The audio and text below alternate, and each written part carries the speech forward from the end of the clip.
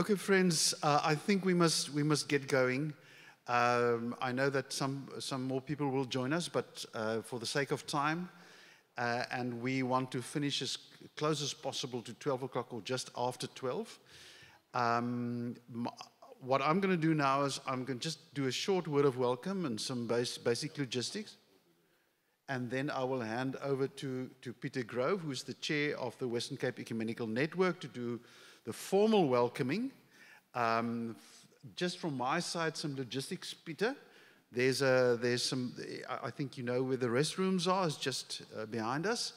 And then I just want to check if you would be so kind to raise your hand. When we finish here by 12:15, there's a lovely eatery just across the lawn, and they will prepare some sandwiches, nice sandwiches for us. So just a small bite and a cup of tea when we're done, so that if you want to engage and just talk with one another, maybe with some of the speakers, then we can do that over a piece of bread. And I promise you it'll be nice. So will you just raise your hand so that we can get an indication how many of you will be here? 1, 2, 3, 4, 5, 6, 7, 8, 9, 10, 11, let's make it 20. Okay, that'll be fine. There will be, I know, okay. So that's it. So then we can have a nice roundtable discussion.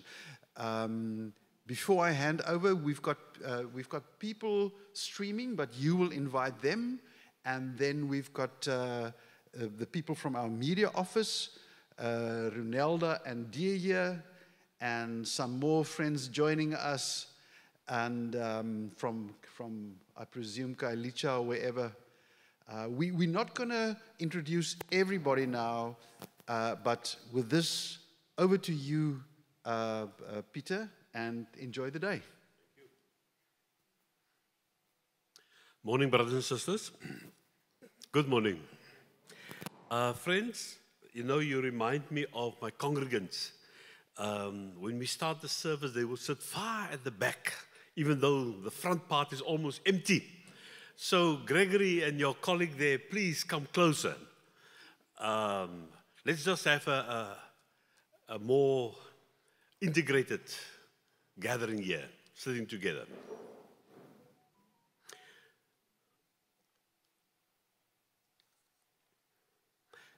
Friends, firstly, we have to start because we don't want to keep you later than 12:30.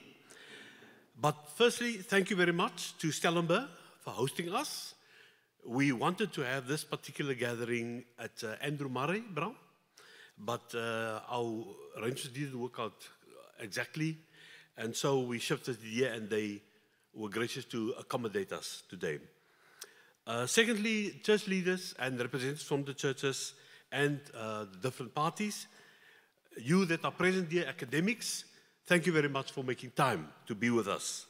Brothers and sisters, I have to converse now in English here in Stellenberg. my language is Afrikaans, but still, let's try to accommodate everyone.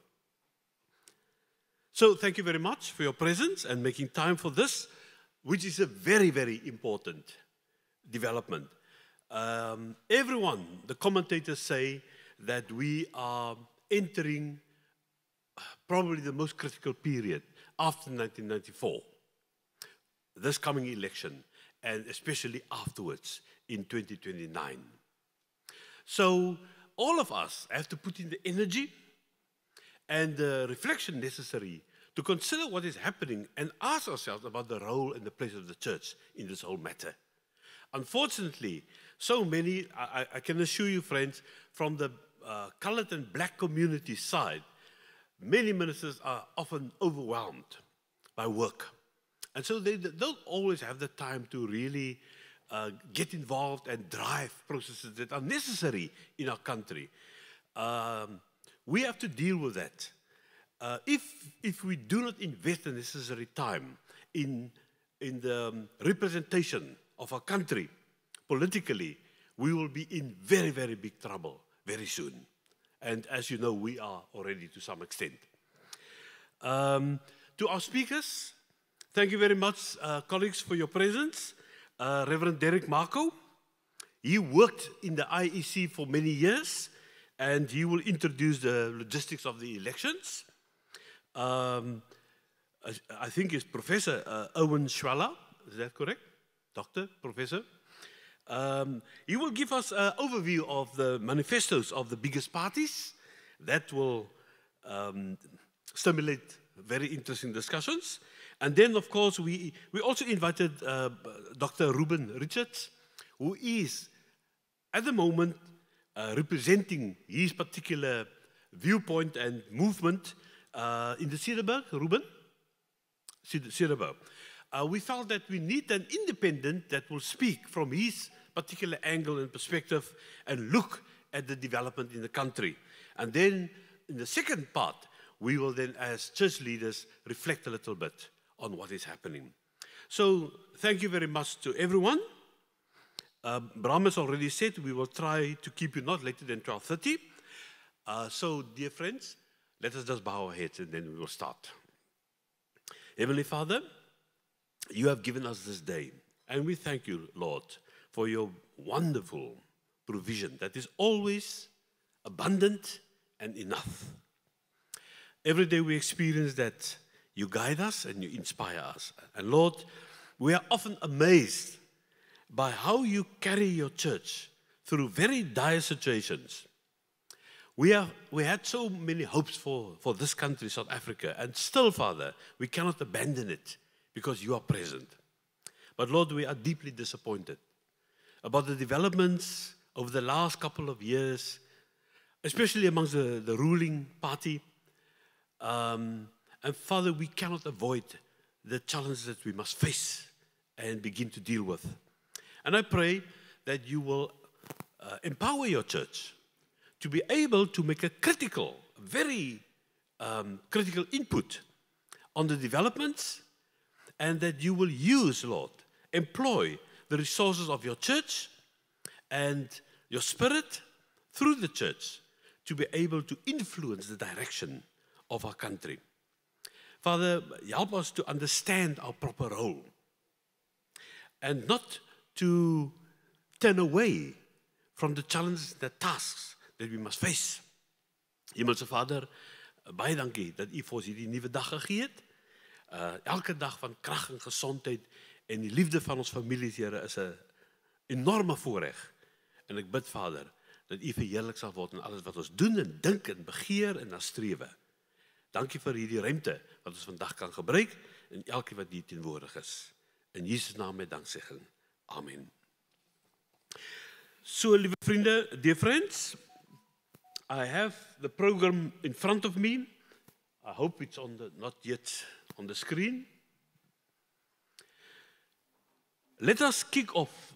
We will ask Dr. Bram to give us a short presentation. That was done by Dr. Tiens Elof on scenarios for the 2024 election. Bram, over to you. If we can just get that one on the screen. Friends, I'm really going to be very short, 5 minutes, just to give you an overview. But may I start by saying I don't think I've ever seen a time before an election, and I see Dr. Lionel Lowe here. We've worked in ECOC for many years.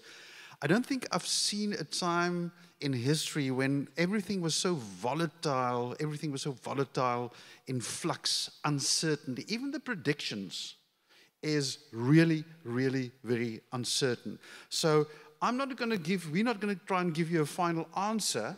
And so what I'm going to do is I'm going to run through the slides very quickly. Last week, Dr. Tiens Elof did a presentation at the NG Kerk Modderramen.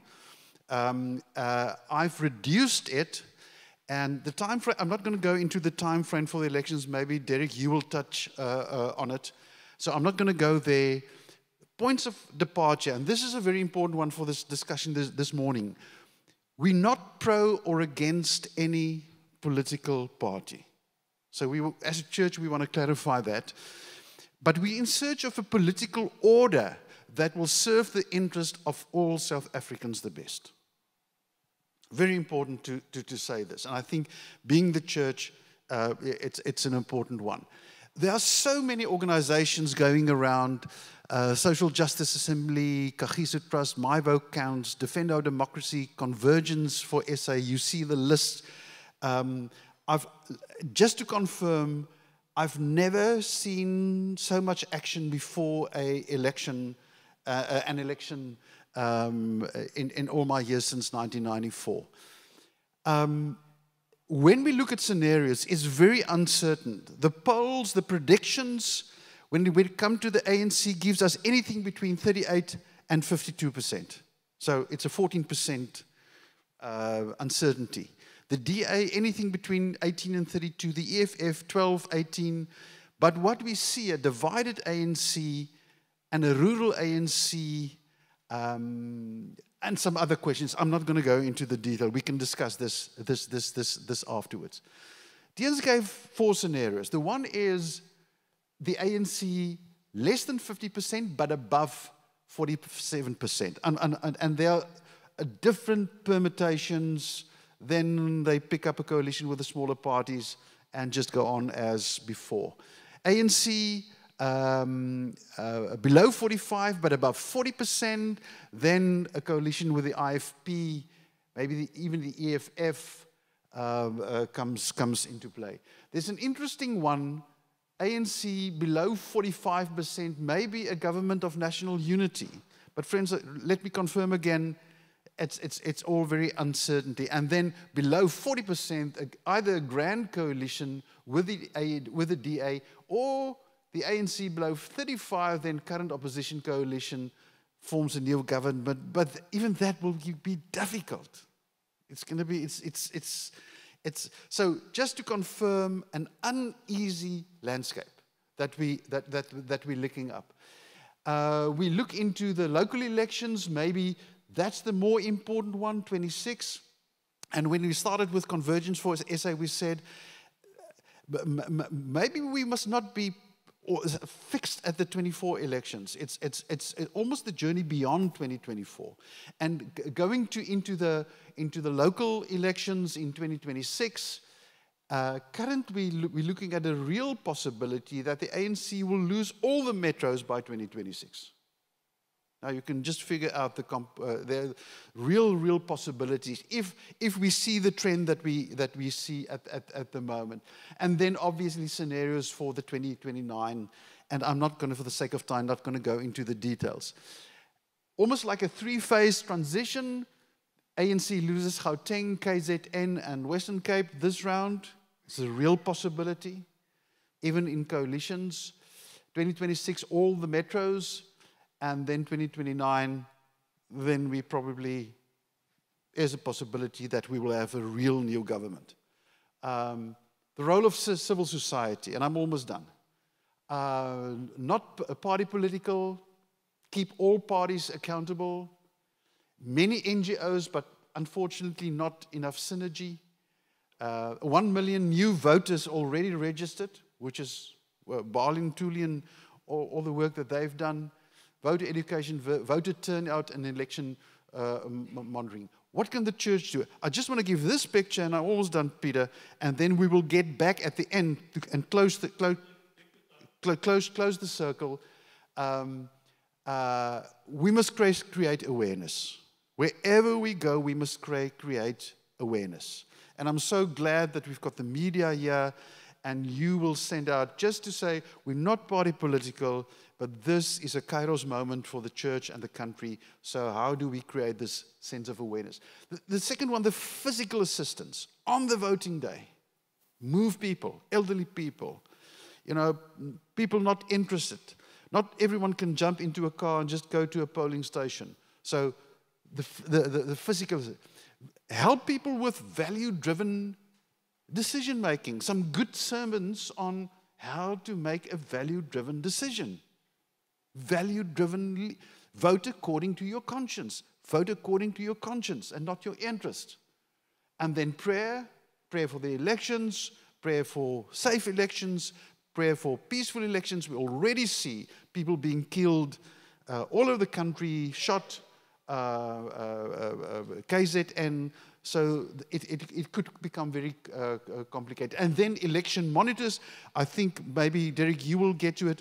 There are still possibilities that we can mobilize church members to serve as election monitors. And I had the privilege to, as part of ECOC, serve as a monitor. And I can really just say, if you never had the chance to serve, you see the real South Africa when you go into the polling stations, but not only here in Stellenberg, in Durbanville, but in the deep rural, in Khayelitsha, all over.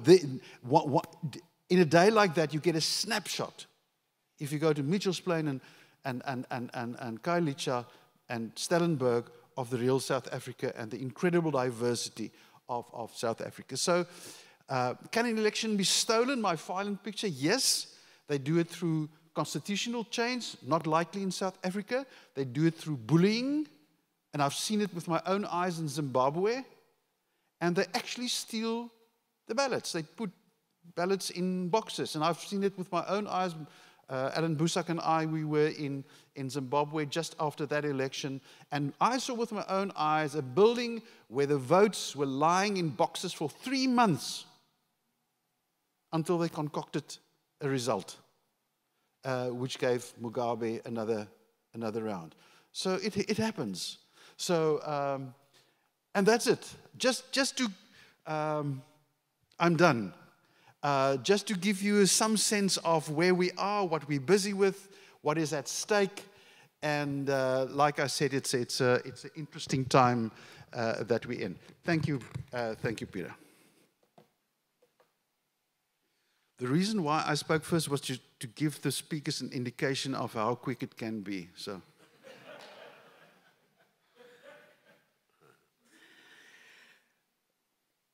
I think, Bram, thank you very much. You set the table for the following discussions. Now, friends, we decided that we will really try to bring it down to earth. And therefore, we invited Reverend Derek Marco.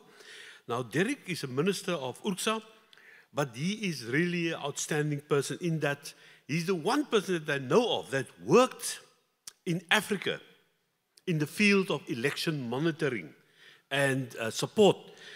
In Nigeria, in Uganda. So Derek, and the last couple of years in South Africa as part of the Electoral Commission. Derek, thank you very much for your presence. You will take us forward.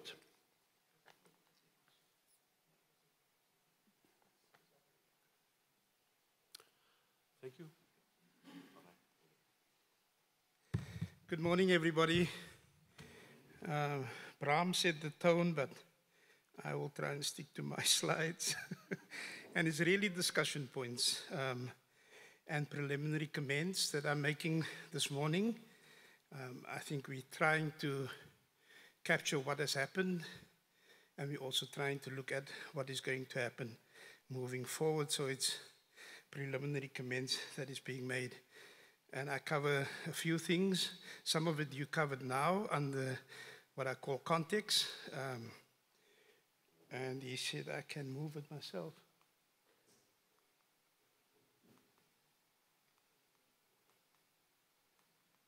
There we go. So this is my content. Context, security, different interests, something on observers, something about the legislative framework for these elections, and the logistical arrangements, the electoral timetable, and then tasks that needs to be completed. Thank you for inviting me. I'm going to stay on this one so that we don't have to struggle with anything. The context that we find ourselves in, brothers and sisters and friends, is a context what I call, and it's become now well known, it's called VUCA, vulnerable, uncertain, complex, and ambiguous. That's the context that we're operating. It is vulnerable because it refers to the speed of change and transformation that's taking place in this country, but across the world, and so we are very vulnerable, but it is something that we must look at in the bigger context only than South Africa. It is uncertain because the extent to which we can confidently predict the future is not that clear. The more uncertain the world is, the harder it is to predict, and it is difficult to predict. Even in our scenarios that we are trying to present, it is difficult to predict. It is complex, and it's extremely complex, the number of factors that we need to take into account. Their variety, and the more complex the world is, the harder it is to analyze. And then it is ambiguous, it is vague, because there's a lack of clarity about how to interpret something. And the more ambiguous the world is, the harder it is to interpret. So, just to give you a visual idea of what it looks like, high volatility, that's where we find ourselves in, also in South Africa. High uncertainty, there's a whole lot of uncertainty, and people withdraw. There's indifference and apathy as well. And then there's high complexity. You can see the way in which the complexity plays itself out within our context, leading up to these elections, but also beyond. And then there's quite a high level of ambiguity as well. The second thing, and so VUCA is something that I want you to just hold on to, because if we think we're going to have an easy ride, there's so much more. But the second very critical area that we need to look at is the area of security. Now, under normal circumstances, you would look at can I see whether I can do that? Yes. We would look at SAPs, voting stations, and SAPs protection and movement of material. That is normal security during elections. In these elections, we have criminality intertwined into formal politics, a discussion that I don't think we necessarily have always publicly, but it's something that we need to explore. And this criminality doesn't only lie at the level of street gangs, but it also lies at the level of high groups or organized crime syndicates that's operating in our country. But this criminality, our concern is that this criminality is beginning to get access into the formal political arena. And so it is not as simple as only operating at the level of electing a political party. Let's be clear about that. Another question of security is the question of misinformation and disinformation.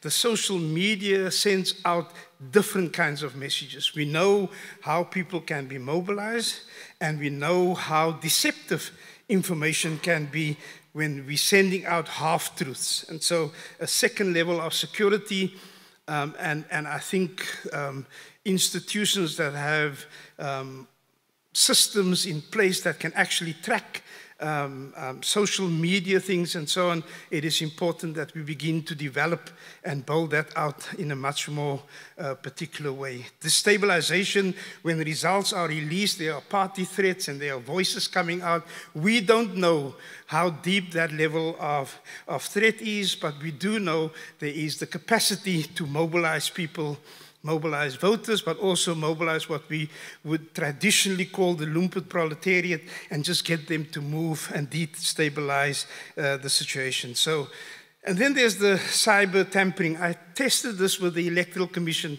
and they were telling me that it is very difficult to do tampering of election results because we're quite a simple, still very basic paper-type trail of results, so it's going to be difficult to do that, but we keep it at the back of our head.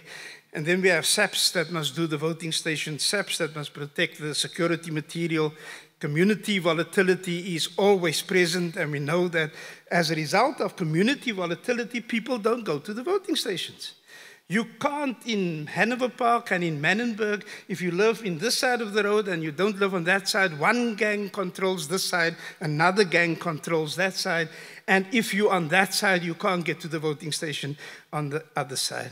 But we also know that there are international interests. Further, with regard to security, and I'm quickly moving through this, the IEC is limited in its security, especially relating to its operations. So what the Electoral Commission does, something that we are consistently talking to them about, they say our perimeters are those very basic and clearly defined roles and responsibilities of an electoral commission. So they confine themselves to rolling out an election and ensuring that there's an outcome. That is where they confine themselves. I think that's a limitation. I think it needs to be opened up. It's something that needs to be worked on.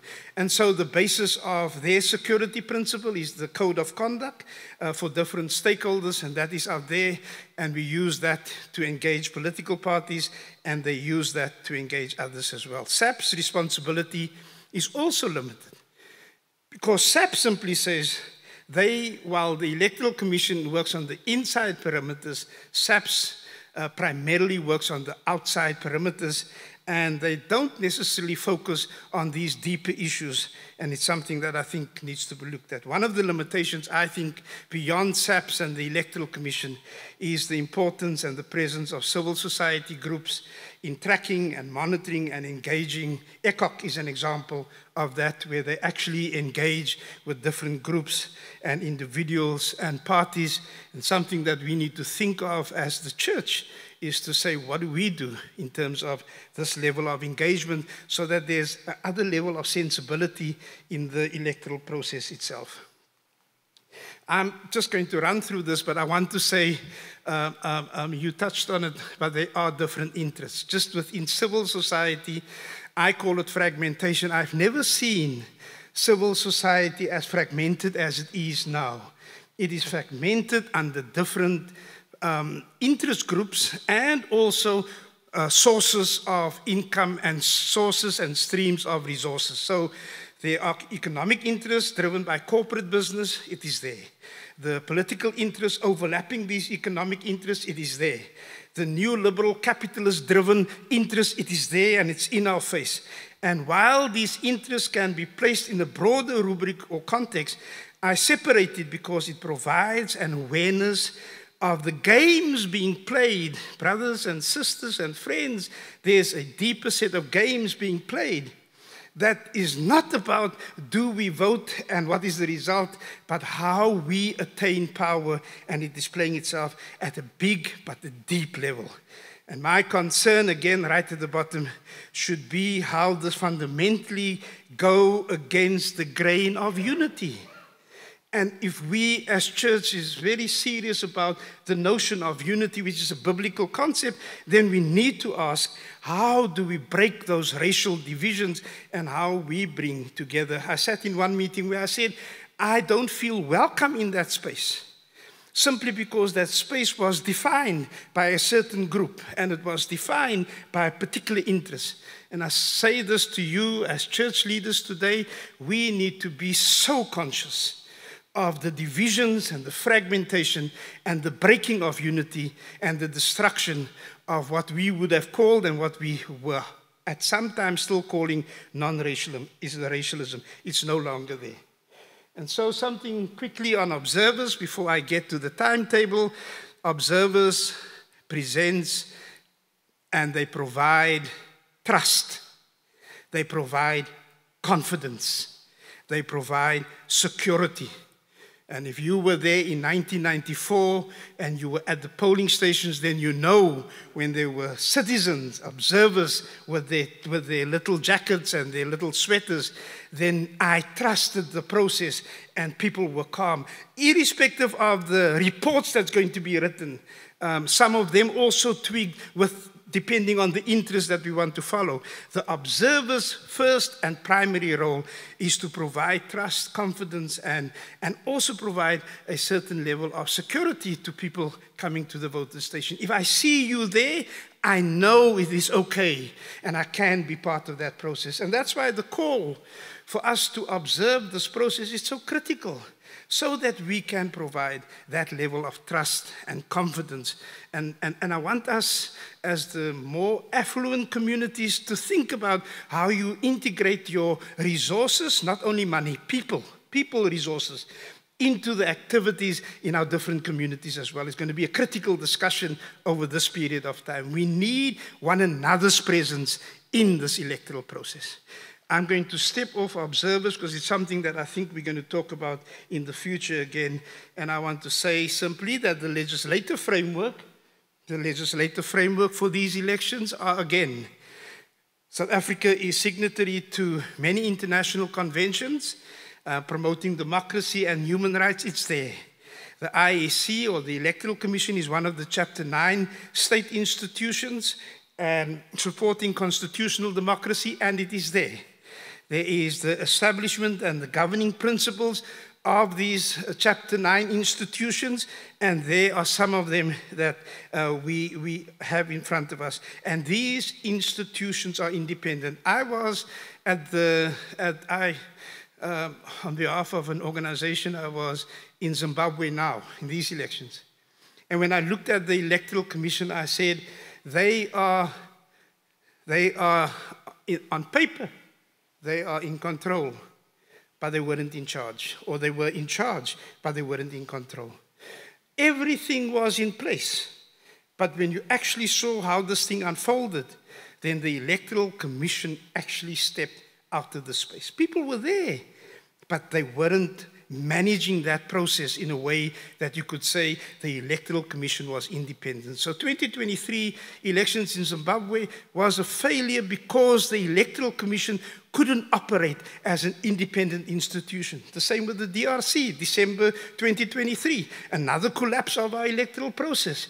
I can't see it happening here because we have everybody here, we have a lot of leaders, we have so many political parties, and there's a much more freer space in which to operate. But I don't think we must underestimate the importance of the independence of the Electoral Commission. I'm going to come back to this conversation a little bit later, but I want to caution the way in which we speak about the Electoral Commission is also critical. The way in which we engage them, it's critical. We must engage them, but don't go around just blacklisting them and making them look as if they are incompetent. There's a bunch of people out there, and I've been part of them for 12 years of my life, and I think there are smart people there that is really holding electoral democracy in this country together. We need to hold their arms high. I'm going to skip this because it simply deals with a little bit more on the timetable, and I want to move to the electoral timetable, and I want to just say a date that we all know now is the 29th of May. Write it in your calendar, skryf it op your hart, write it on your heart. And there are special votes in this country that will be held on the 27th and the 28th of May. And then normally we should expect results within 3 days. Saturday, the 1st of June, normally. But the Electoral Commission actually has 7 days. And I think that every time they shoot themselves in the foot to try and achieve the 3-day mark because they are not doing a decent job to really get those results in the proper order quite often. So let me give you a little bit of insight into those people working at the voting station. If you just work this out for yourself. On the 27th, which means on the 26th, they are busy working, packing for the 27th and getting ready. 27th, they are there.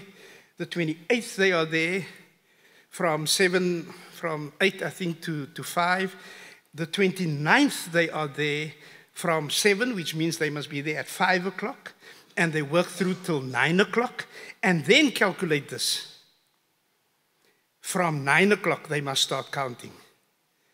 Now, picture anybody that is logically working for close on to 72 hours. My biggest concern, and I say it all the time publicly, my biggest concern is the problem of fatigue. And if we can be there when people start counting, don't observe the electoral process. It's easy. It opens at 7, yes. It runs through till 9, yes.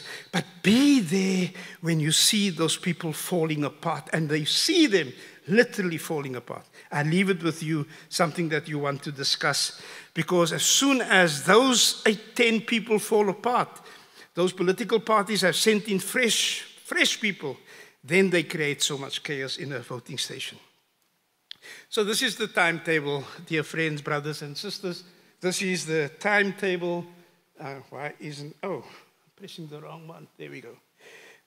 This is the timetable. What I did with the big timetable that is so ridiculous to work through because they give you every date, I've broken it down into 4 categories, and the categories are voters' roll, candidates, the important notices, and then I made some comments.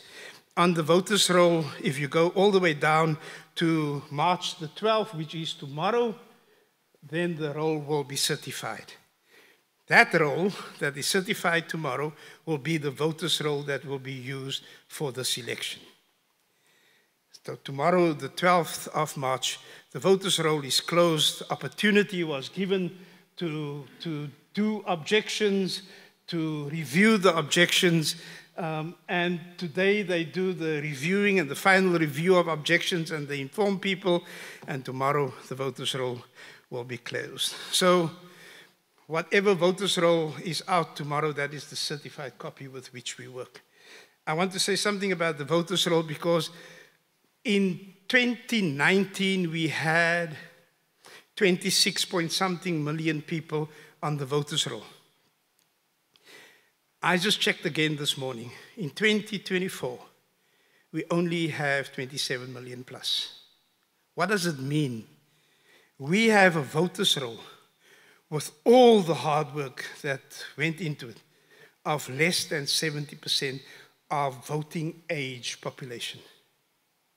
I think we're looking at between 68 and 69% of people that can vote have not registered to vote, which means the largest part of our young population that have never registered have not registered for this election. In fact, on the one hand, we can almost positively say, and this is the way it is being projected, we have 27 million over 26 million. In another way, we can say almost negatively, we have less people participating that's registered for this election. And that is why it's so important to encourage everybody to go and vote if you are registered. It's a little bit of a bucket of water that we're throwing on ourselves, but we need to know that this is what we are faced with. I haven't done a study yet, but some of you would want to do a study in terms of the proportion. How much of those voters are in rural areas, how much of them are in rural provinces, and how much of them are actually located in the metros and in the cities. That would be an interesting study, and then also maybe a better study on the age population and so on. The second one is the candidates. Now, on Friday, March the 8th, the list had to be submitted. By March the 8th, I have never received so much WhatsApp messages trying to explain the candidate list. And I was saying to myself, this is the beginning of a process that only ends, look where it ends.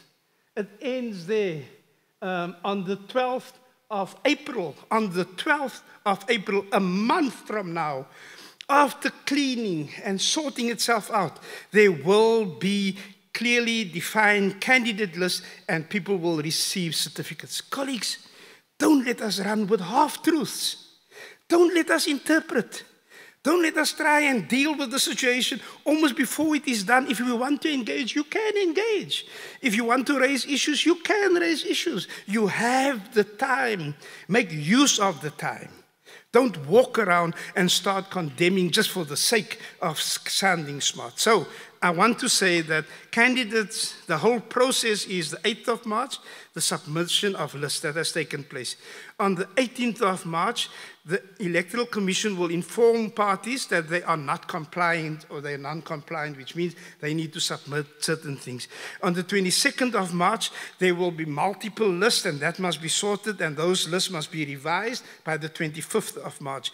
And you go and look at the detailed one, you see much more activity, and it's only on the 12th of April. We have a window of opportunity as citizens to look at these things, to follow them, to raise questions, and to engage the Electoral Commission. Only after the 12th of April, we will have a sufficient, clearly defined list of whoever is going to participate as candidates, and then we can develop a ballot paper. And I'll mention something about that again. Just important notice, 15th of March to the 17th of May, IEC can be notified that you must vote outside, that you are voting outside of your district. So let's assume I registered to vote here at this church. But I know that on the 29th of May, I'm going to be in Houston. Please inform the Electoral Commission, Section 24A, timeously, that I'm not going to be here. You're not going to be able to vote in Houston or vote wherever you're going to be if you haven't done the Section 24A application that you move. Simply because you remember in 2022, more so in 2019, we had the difficulty of people going to any voting station. So I hear this is like a quiet year, and then I say, come. This is the best place to come and vote. And then we have a whole lot of people, while in terms of logistics, we have just made available 100 ballot papers because there's 70 people. All of a sudden, there's 300 people. What is the weakness? People say it's the Electoral Commission. It's not the Electoral Commission. It is our inability to actually stick to the rules of the game. So Section 24A, you've got 2 months almost to do this. Please make certain if you're moving to some other place that you're going to inform the Electoral Commission so that you can cast your vote. On the 12th of April, voting station names and lists will be formalized again. On the 15th to the 3rd of May, there will be special vote application. Please, brothers and sisters and friends, on the 15th of April to the 3rd of May, it's a long time. Our elderly, our old age homes, our people that are in difficult situations, please get that information to the Electoral Commission so that people can either vote at their home, vote at the old age home, or vote on election, or vote on those 2 days because they are not available to vote on the 29th. That's the special votes, and on the 24th of February to the 22nd of April, applying vote outside of the country. There's still a small window of opportunity for that. I'm almost done. Am I still on track? Still on track. Okay.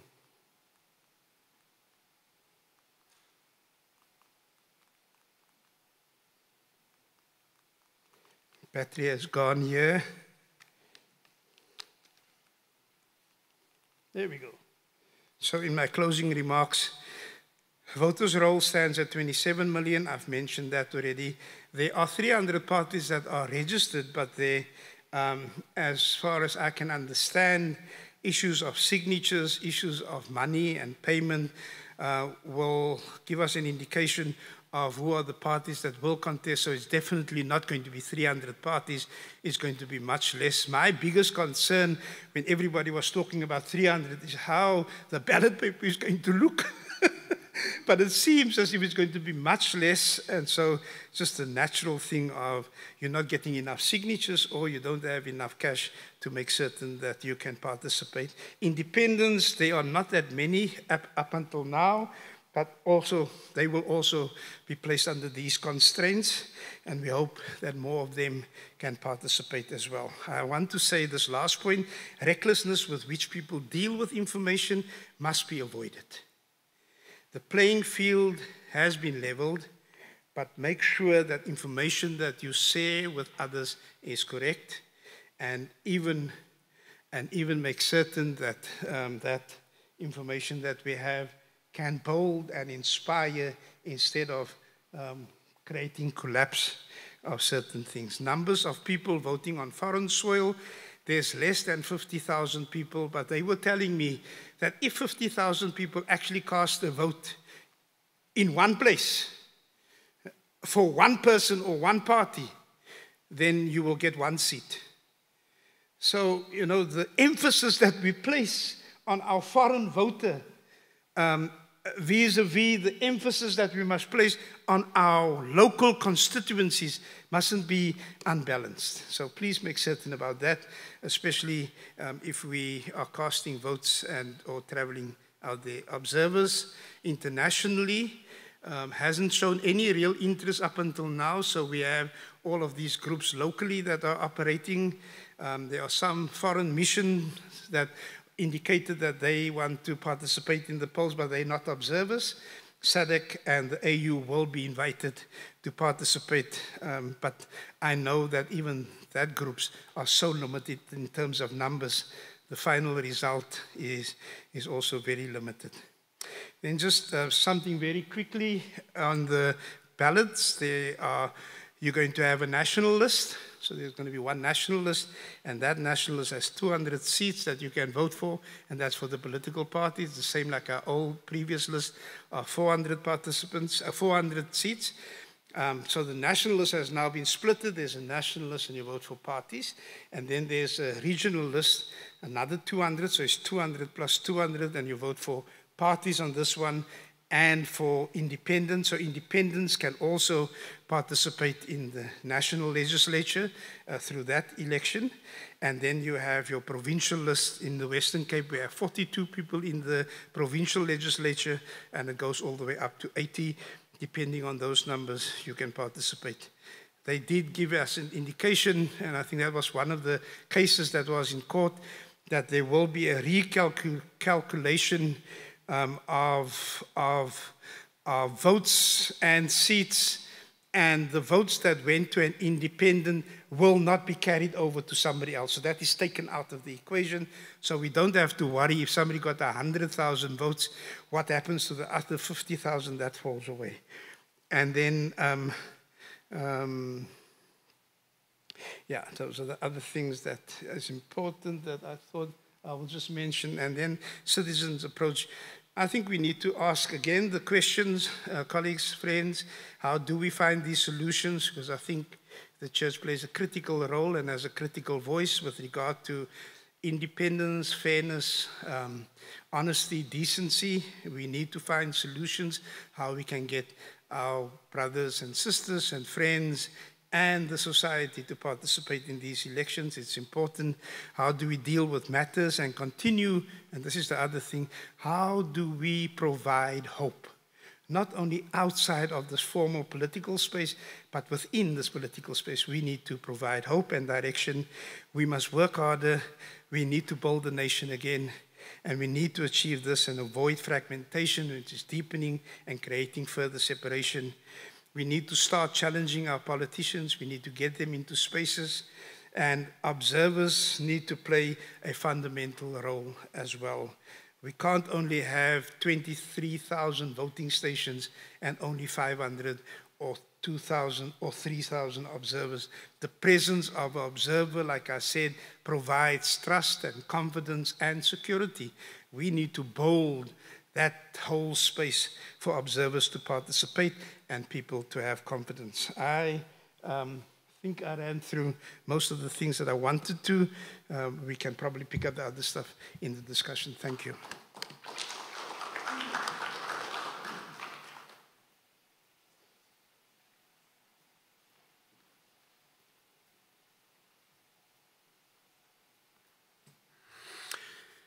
Derek, thank you very much for giving us a very solid basis on which to discuss further this matter. I'm going to proceed immediately and hand over to Professor Owen Schweller that will give us a summary of the manifestos of the biggest political parties. Professor Schweller, please tell us something about yourself also, and then you can kick off. I will allow 20 minutes, is that okay? Right, lovely. Okay, good morning, ladies and gentlemen. Yes, I have been in academia for many years, amongst others at Stellenbosch University School of Public Leadership, and also at the Tilburg Law School of Tilburg University in the Netherlands. In both cases, I am an emeritus professor. I've done many things around currently socially innovative work with social entrepreneurship and social businesses. And currently, I'm just recently retired as a Dean of School of Social Innovation at Huguenot College. But I was appointed just before that for 2 years as an affiliate professor at the Department of Public Management and Administration at Free State University. So ek dink nie eintlik aan aftrede nie, ek dink maar meestal aan aantrede, né? Beter. And when I was at Stellenbosch, I once read a piece of graffiti at the business school campus where I was situated, which surprised me, but it didn't as well, because there's very little graffiti there. but it was at a hot air hand dryer. And the graffiti read, "Press here for a 2-minute speech by Erwin Schweller." Okay, right. So my speech is probably going to be more than 2 minutes and a bit less hot air than substance. First of all, when parties consider their manifestos, they obviously link it to the party's policy. There's got to be a link between the party and its policy and its manifesto. However, they also consider, of course, how they get voters to vote for them. You see, there are 3 things there. There's the party policy, there is the manifesto, and the intention of the manifesto is, of course, to get voters to come out and vote for them. Now, I thought I can give you a summary, but before I give you a summary, I want you to follow and do an analysis with me. So I would like you to think through what I'm saying and do an analysis with me. Now, the first question I could pose to you in this regard is, how many of you can name the correct names of more than 4 political parties in South Africa? Anybody?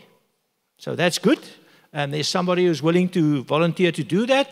Let's not go there. I sat and I quickly made a list of parties that are part of, thanks Derek, you did an excellent job in explaining this in a very brief period of time. 300 parties contesting probably, but maybe we get to 200 after those dates are met or not met. Just think about the big ones. The ANC. Obviously, everybody knows about the ANC, the DA, which is the current official opposition, so we know about the DA. We know about probably the IFP, because it's a prominent party over many years. We would definitely, in some ways, have noted the Freedom Front. No, the Freedom Front Plus, but the Economic Freedom Fighters. So maybe there's an interesting connection there. The Patriotic Alliance, a newcomer party on the scene, and another newcomer party with no electioneering history, but currently making inroads, the Mkhonto weSizwe party. Think about the independents with One South Africa movement, Rise Mzansi, and now we've not discussed the UDM, the PAC, and all of those parties, which we have some kind of a recall of, but they're all in there. Now, how do the parties go out to look at manifestos in terms of their party policies, but also to get voters to turn out and vote for them? It's generally linked to a set of, shall we say, aspirations. Aspirations is a fancy word for promises. If you vote for me, I promise you that you will get the following things. And this ranges more or less with all of the parties. The DA will say, listen, we're not going to take, because they are contested by people who give a particular slant to what they say, and that's part of political contestation. They will say, it is false that we will take all of the government grants away, because their opposition says they will take it away and we will give you more. So obviously that is highly contested and it becomes completely emotional and people believe more or less what they like. And this is another thing. Politics in some ways is about cui bono, the Latin words meaning who benefits. You may think it's about principles, but as Derek so correctly pointed out, there's a lot of interests involved here. En soos ons sê in Afrikaans, waar jy sit is wat jy siet. Where you sit is what you see. You tend to see your own interests and how you can deal with this in terms of your own benefits and maximizing your benefits, which essentially means, sadly so, there are very little principles involved here. So the principles are few and far between. It's all about interests and promises. Now, I want you to take you through the analysis. In South Africa, being a highly diverse country and currently under huge amounts of stresses and strains, as Derek also correctly pointed out, there's a lot of VUCA issues here. Complex adaptive problems or wicked problems. And that creates complexity. It makes decisions difficult. And then we should look at how parties position themselves. They've got their party policies, but they've also got the promises they need to make. And then the analysis becomes on what do they base their manifestos? On their party policies, but also on their promises, and they want to get voters out to come and vote. Now, the first set of things that they position themselves around is politics and the economy. And politics is linked to how do I gain and retain power. So it's about power. Economics is about money and privilege and benefit. And then you need policies which deal with the politics and the economics, and you need to link that to a set of promises in your manifesto. Now remember, South Africa didn't get here in a kind of a one lightning event. There is hundreds of years of history, and a part of that history, and we should say that, is apartheid, which was correctly and duly judged as a crime against humanity. Now, this is a church area. I will not say what that did to South Africa because it might involve an expletive words, which we don't use in this. Parties will position themselves in terms of power, and that links to an interesting set of concepts. You're either part of the rule of law or the rule of power. Now, here's the question. If you take just the first couple of parties, do you think the ANC is aligned to the rule of law, die rechtsstaat, or the rule of power, die magstaat? You decide. And you can, it's on a spectrum probably. The DA, is it a rule of law party, a rechtsstaat party, or a magstaat party? You decide.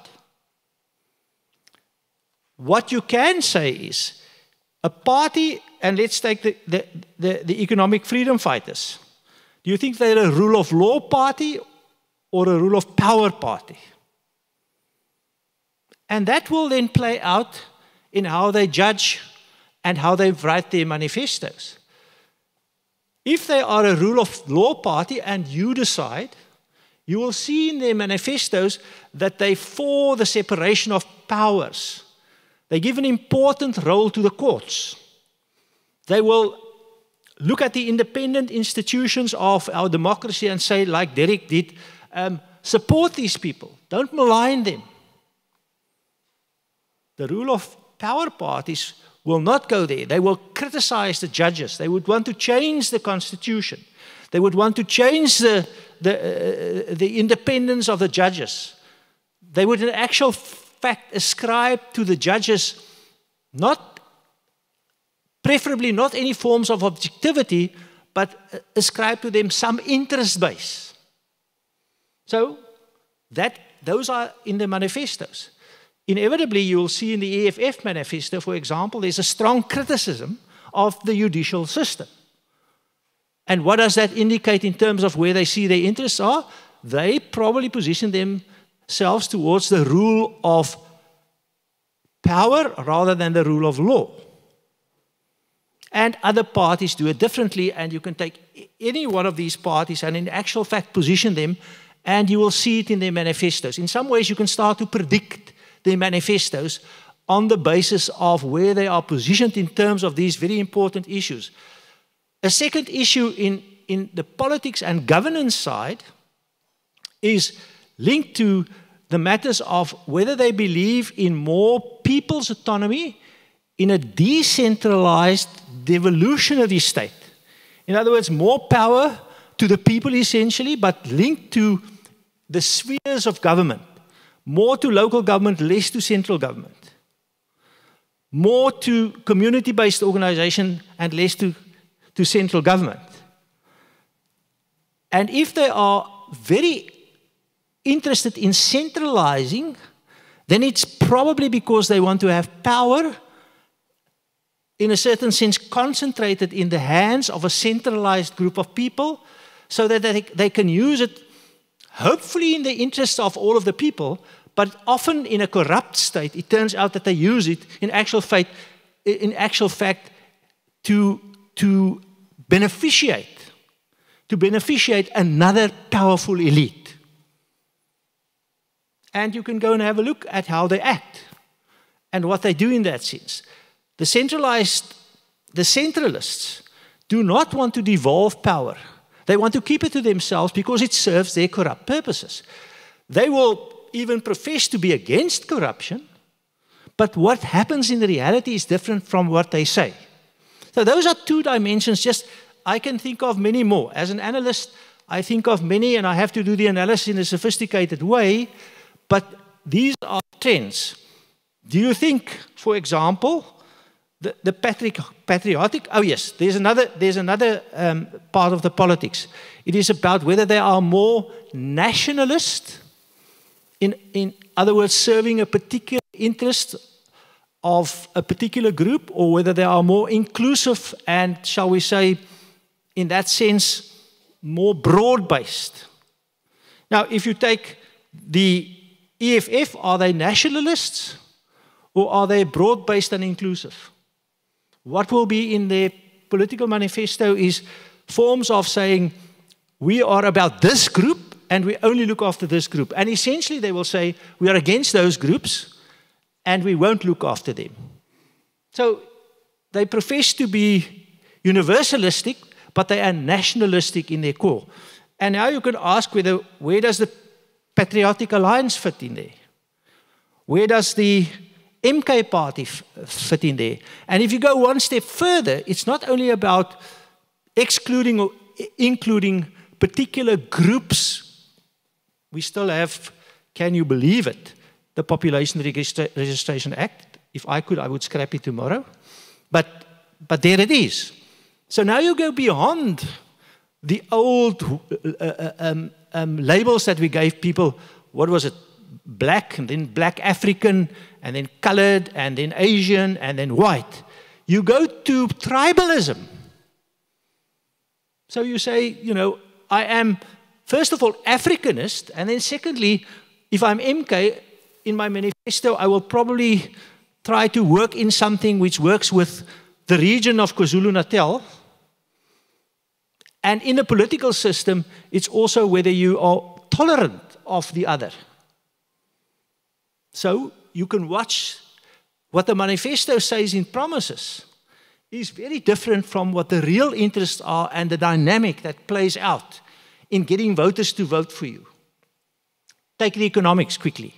Economics, you can either be market or state-orientated.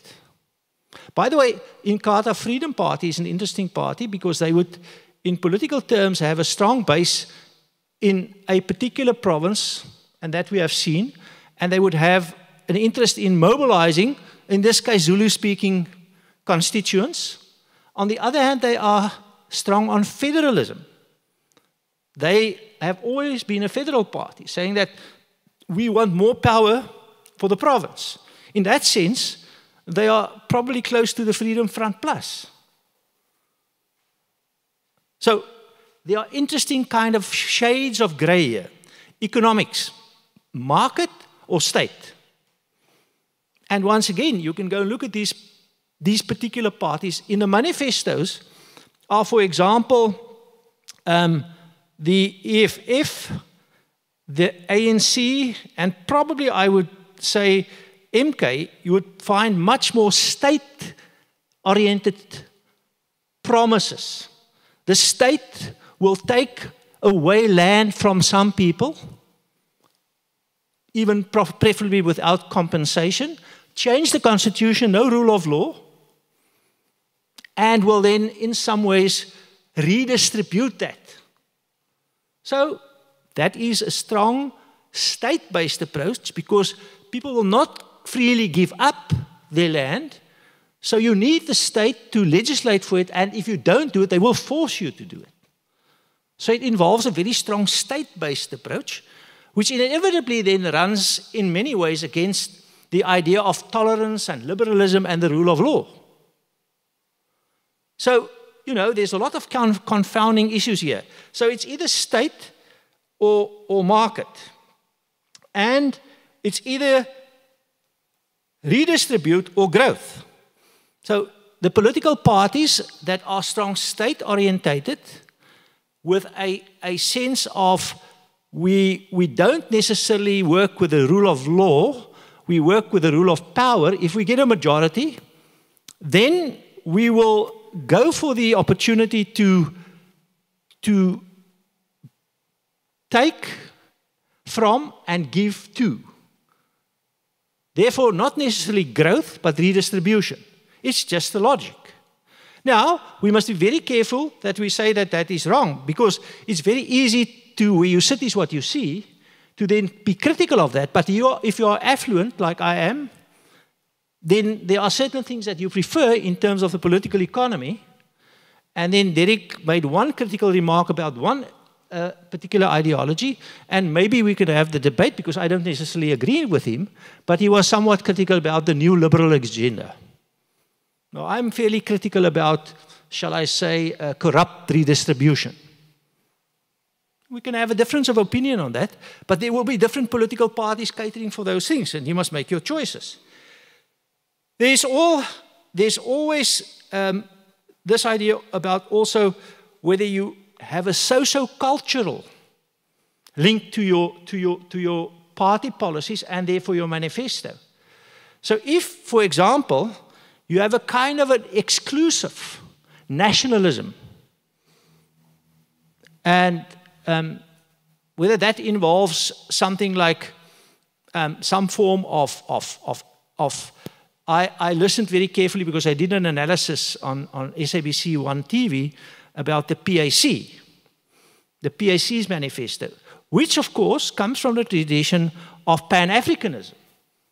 And that's great. I actually have a feeling for the collective ideals of you know, people wanting to do good, and the PAC is intellectually strong. However, then I asked the case in the final analysis, if I wanted to become, and I'm a serious Pan-Africanist, would I be welcome in the PAC? How much diversity is there? Would I be welcomed? And said, well, as long as you subscribe to the way of Pan-Africanism, Africa first. I'm not sure about that, whether it plays out in behavior in that sense. So there's this exclusive nationalism, or shall we say, some form of an ism. The one thing that I've become very scared in my life of is any ism. Because ism gets you into ideology. And ideology is ideas impregnated by power. I prefer ideas rather than ideas with power. That doesn't mean that I'm a Scheengeist. I'm a part of this country. I also have interests, and they are different from the diverse interests of other people. But we should be looking at this. Then one which is actually in today's burger, you can look at it, I've been talking about it for quite a while. In the socio-cultural regime, or thinking, or choices, or selections, there's a strong divide between modernism and traditionalism. Now, in some ways, if you take the Freedom Front Plus, and you look at their kind of approach, they are quite traditional in many ways. And they less so now. Remember, the Freedom Front Plus used to be the Volksfront Plus. Now they are the Freedom Front Plus, and they say they're looking after minorities. That's slightly more inclusive. But they have strong traditional values linked to Afrikaner values. The EFF tries to go beyond African values, but has a strong connection to values which is linked to some form of an Africanist agenda, but not so strong as the Africanist agenda of the PAC once again. So that means that we should not underestimate in South Africa the glue of what I call the primary affiliation. Difficult for me to come unstuck from that glue because I come from a particular background. I was an activist against apartheid since 1985, so prior to 1990. I trained the ANC in exile. I trained the State Security Agency for 3 or 4 years since 2013 to 2017, so I had to be security cleared for that. Until I made a bad comment about Arthur Fraser, and I was chucked off the farm. I don't train the State Security Agency anymore. So, you know, sometimes you have to speak out against your own interest. But we should not underestimate, you will look in those manifestos, the parties who have a strong traditional point of view, in either an Afrikaner or Africanist perspective, will in some ways say that we will support traditional authorities. So no doubt, in a manipulative way, you will see that, you know, in a province like Mpumalanga, they'll buy 50 bakkies and then give it to the traditional leaders. It's vote buying. It's just that. But it plays into a broader part of our very diverse culture. I am nearly concluded. So if you look at that, you get to the promises.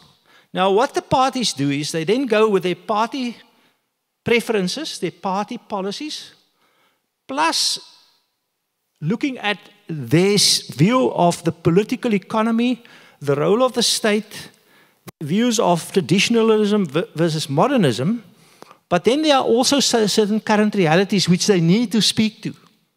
And in all of the parties, you will see there is then something which says we need to create much more jobs because there's a serious problem with unemployment. But how are we going to do that? We can either say 10 million or 2 million, but will we use the market or the state? And the DA will say we will use the market, and it's interesting that the IFP who came out yesterday will say that we will close the South African borders, force companies to employ 80% South Africans, no illegal immigrants, but there's no Pan-Africanism there. Because if you close the borders, even with walls, like Trump bills between Mexico and the United States, then obviously what are you saying? Where could these walls be? Will it be between South Africa and Germany? No, it will be between South Africa and Zimbabwe. So there's a traditional party with an Africanist perspective, but more inclined to work towards a Zulu nationalism. And they will then make promises accordingly. Every party wants to create jobs, but they will do different things to do that. The one will say we will put in a wealth tax, as some of them do. Others will say that we will redistribute land without compensation, as some of them do. And that depends on how they see their interests and how they position themselves in terms of with relatively emotional pleas, which is very little to do with evidence, with things that mobilize on the basis that in some ways, you know, it's an ideology, it's linked to power, not in terms of professional evidence. And they will put that in their manifestos, and you will see it there. Let me start to conclude then. In South Africa, voting is still very much based. Some people go as far as to say it's an ethnic census. You don't vote, even your interests. You vote for the nearest clan to you. I think that's an overstatement. I would sort of soften it slightly, but voting behavior is often still based upon your primary affiliations.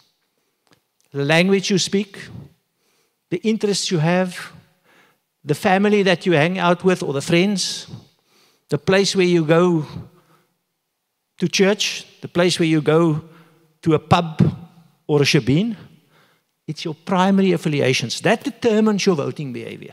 That is also why it is so difficult to move South Africans into a more modernist rule of law democracy. But fortunately, constitutional democracy, if they are not changed due to some perverse motive, are learning organizations.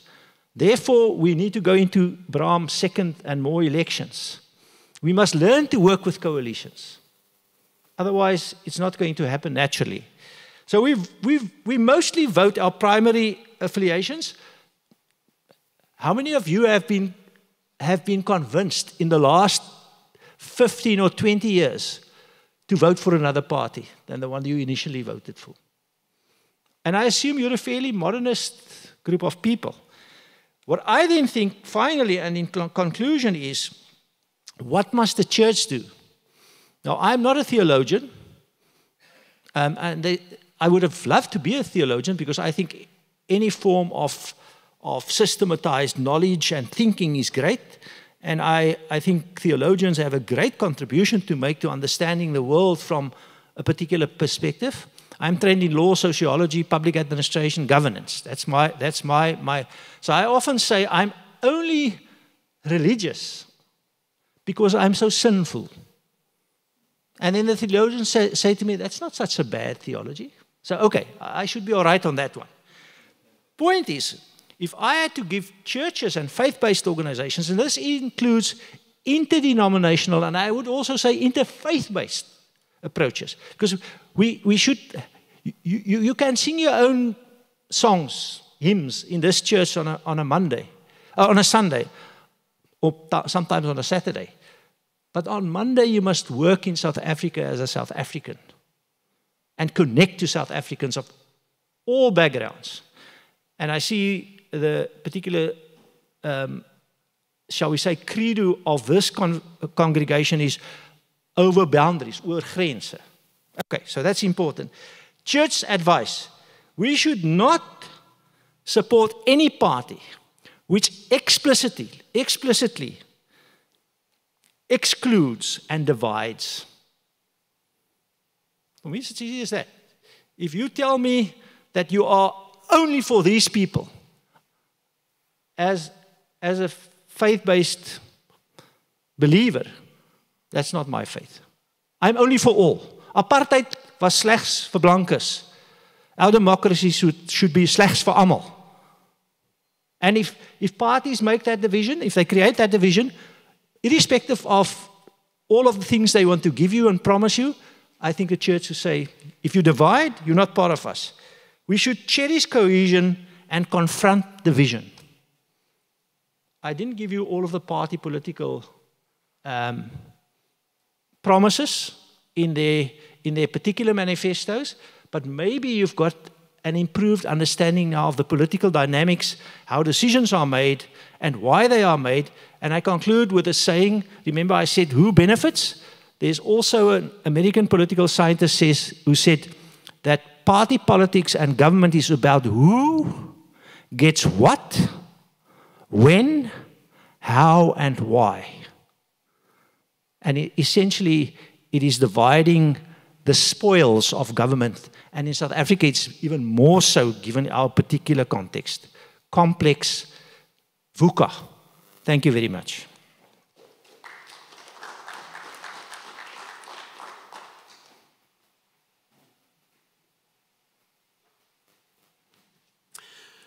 Friends, I'm really happy that we are streaming also this gathering, because we are sharing very important information here.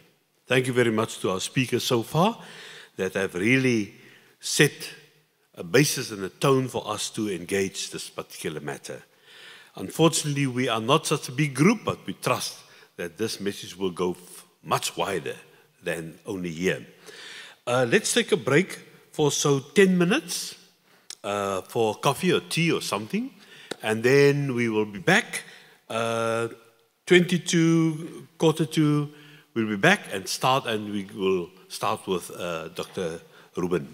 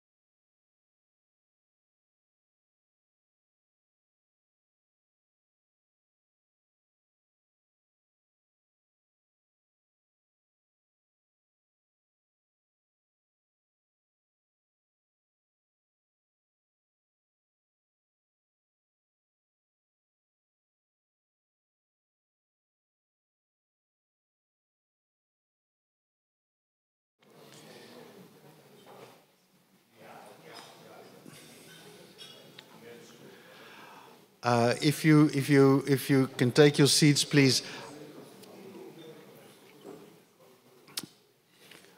The way we're going to do it, because Peter will be part of the panel.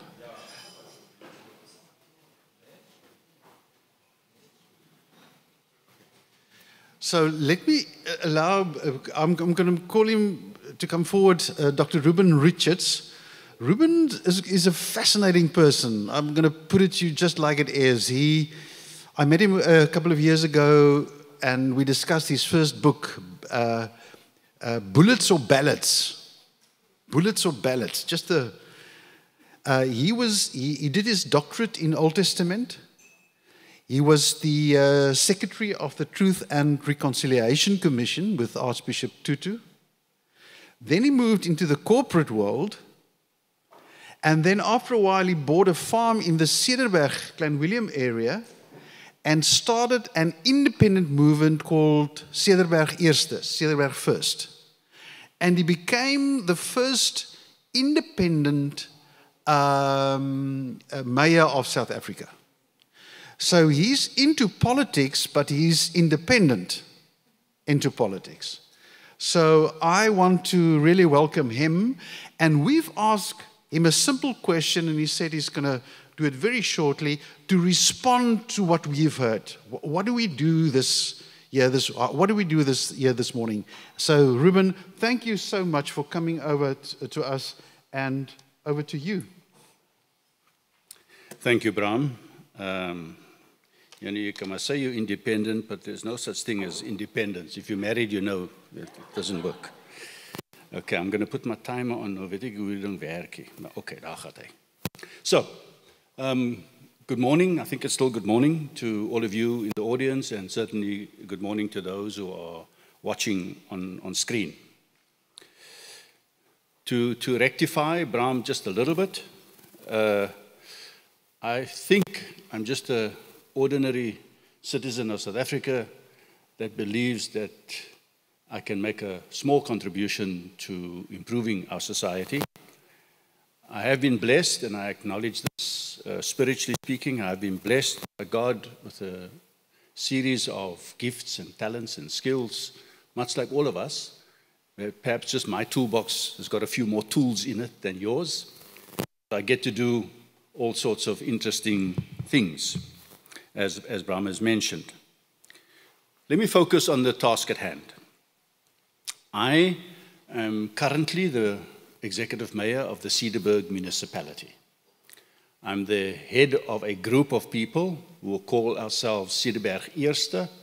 Ons is 'n gemeenskapsorganisasie, 'n inwonersorganisasie. We are a residents association. We are not politicians, we are simple residents. I'm a business person. My fellow councillors are business persons, lawyers, tax consultants, rooibos teeboere, explosives engineer, medical doctor. I don't think there is a career politician in the group. And our interest is very simple. The interests of the people of the Stellenberg come first. Punt en klaar. We hurriedly put this group together. I was bullied into participating. I'd like to think of myself as a citrus farmer. That's what I'm trying to do in the Stellenberg. That's why I'm there.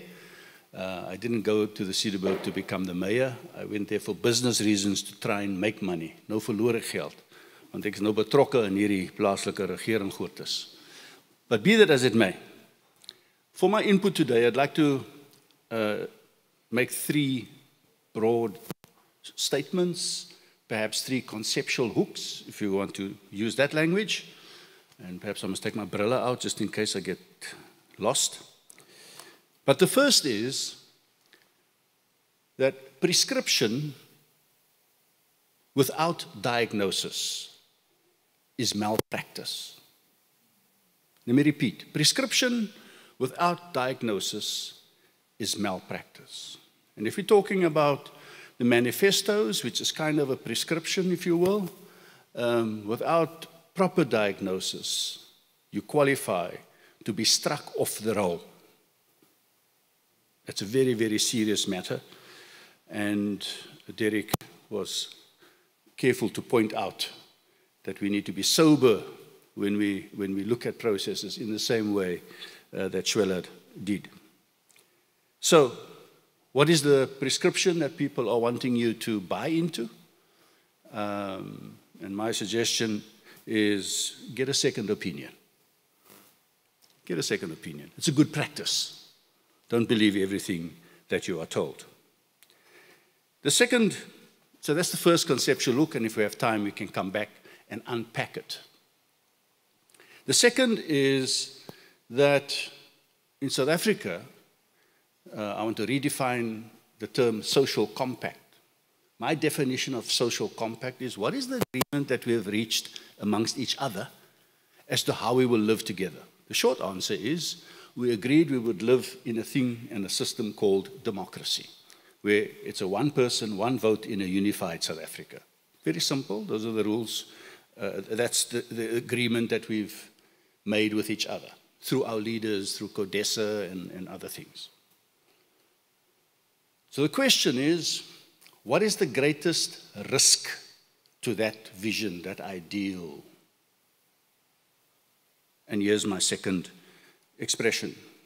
You might call it my Rubenism if you want to, but this is how I express myself.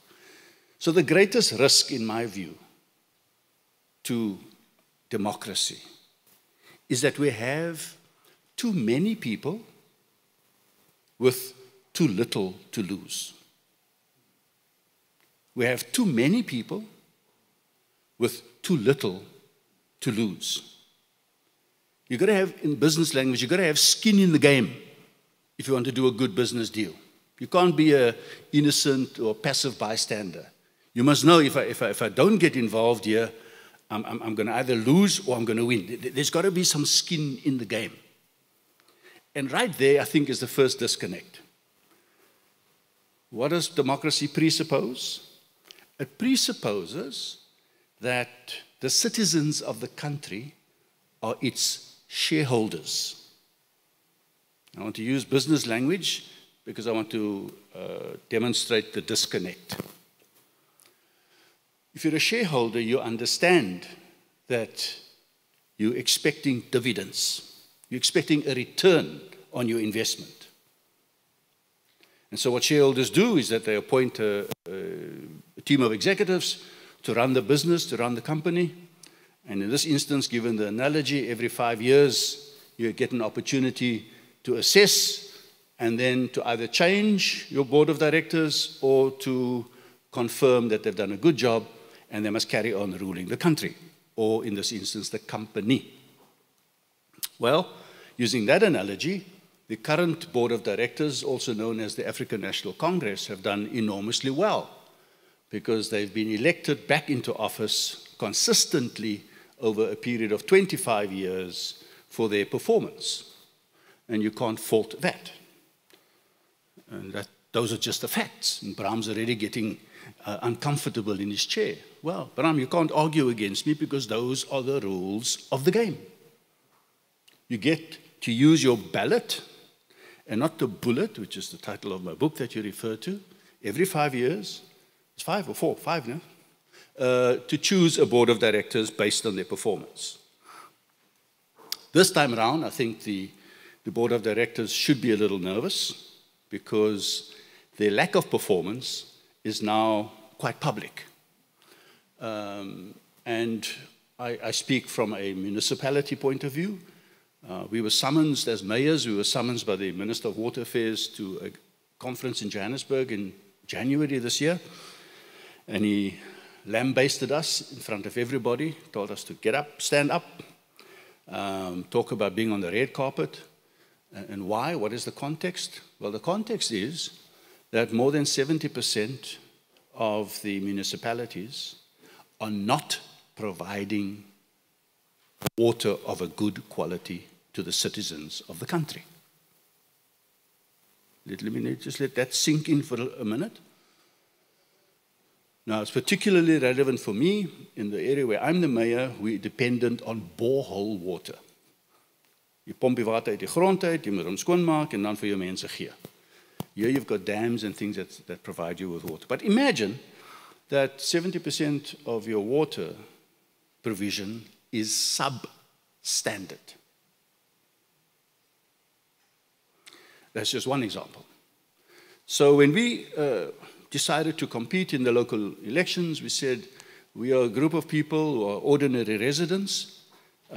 We don't make any promises. Net daar is die eerste fout. I would stand on platforms. I'm making no promises. You're not getting a job once I become the mayor. Where, you? No job for you. We only have 3 things that we want to achieve. We want clean water, clean towns, and clean administration. Punt en klaar. That's it. Get back to the basics. So with all the ideological talk and the promises and the manifestos, I don't hear any talk about getting the basics right. Do you hear any of the political parties talking about the basics? We can talk about market economy versus whatever other economy. Man, as jy nie water het, jy het nie 'n economy nie. We already don't have, well, let's not talk about that other word called L.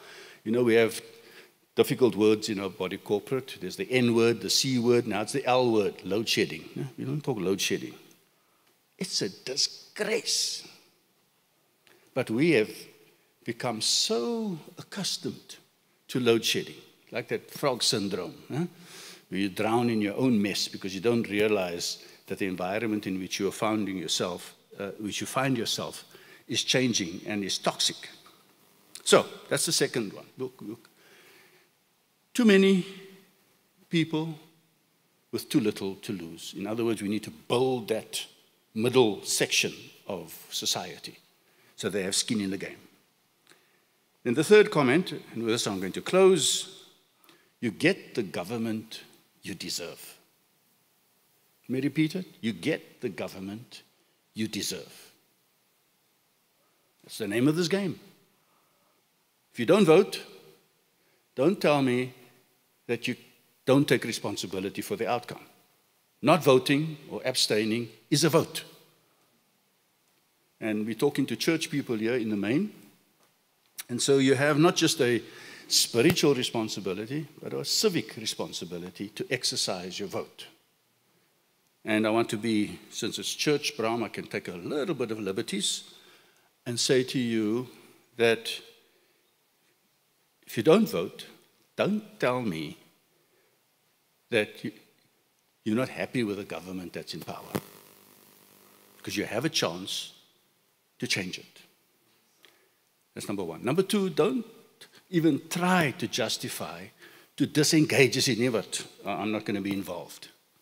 You will suffer like everyone else if you have a bad government in power, because you had a chance to change it. So that's not an excuse. The challenge that we have is what I mentioned when I started.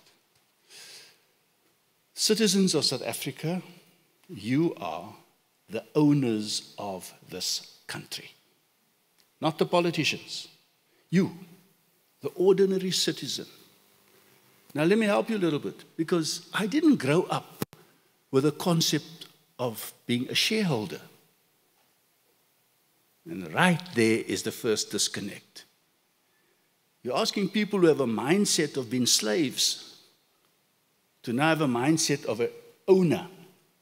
And the church has done nothing to help us to bridge that, because we are big on servanthood. So, okay, I'm touching on a theological issue here. But as citizens in a democracy, you are the owners of this country, and you appoint people to serve your interests. It's called a board of directors, it's called the president, it's called a cabinet, and so forth and so on. And they put together a management team to manage the country on your behalf, on the principle that they are there to serve the public. It's called the public service. Public service and administration. But do they act like they are doing you a service? They act like they're doing you a favor. huge spiritual crisis, in my view. So these are the three things that I wanted to share with you. Just briefly to summarize, prescription without diagnosis is malpractice. Get a second opinion. Don't just take the first prescription that you get, particularly if there's been no proper analysis. The second, we need to build that middle tier of our society so that we do not have too many people with nothing to lose. That's why they'll burn down the place. Hulle het niks om te verloor. And then thirdly, you get the government that you vote for or the government that you deserve. So don't complain. Don't complain and tell me, I don't know who to vote for, so I'm not voting at all. Pack your bag, get out of the country, because you do not deserve to be a citizen in South Africa if you have that attitude. I will give you a free visa out of the country. Thank you very much.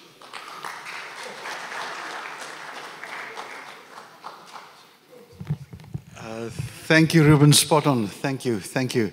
I'm going to invite Peter and Mbulelo and Gregory and Colin.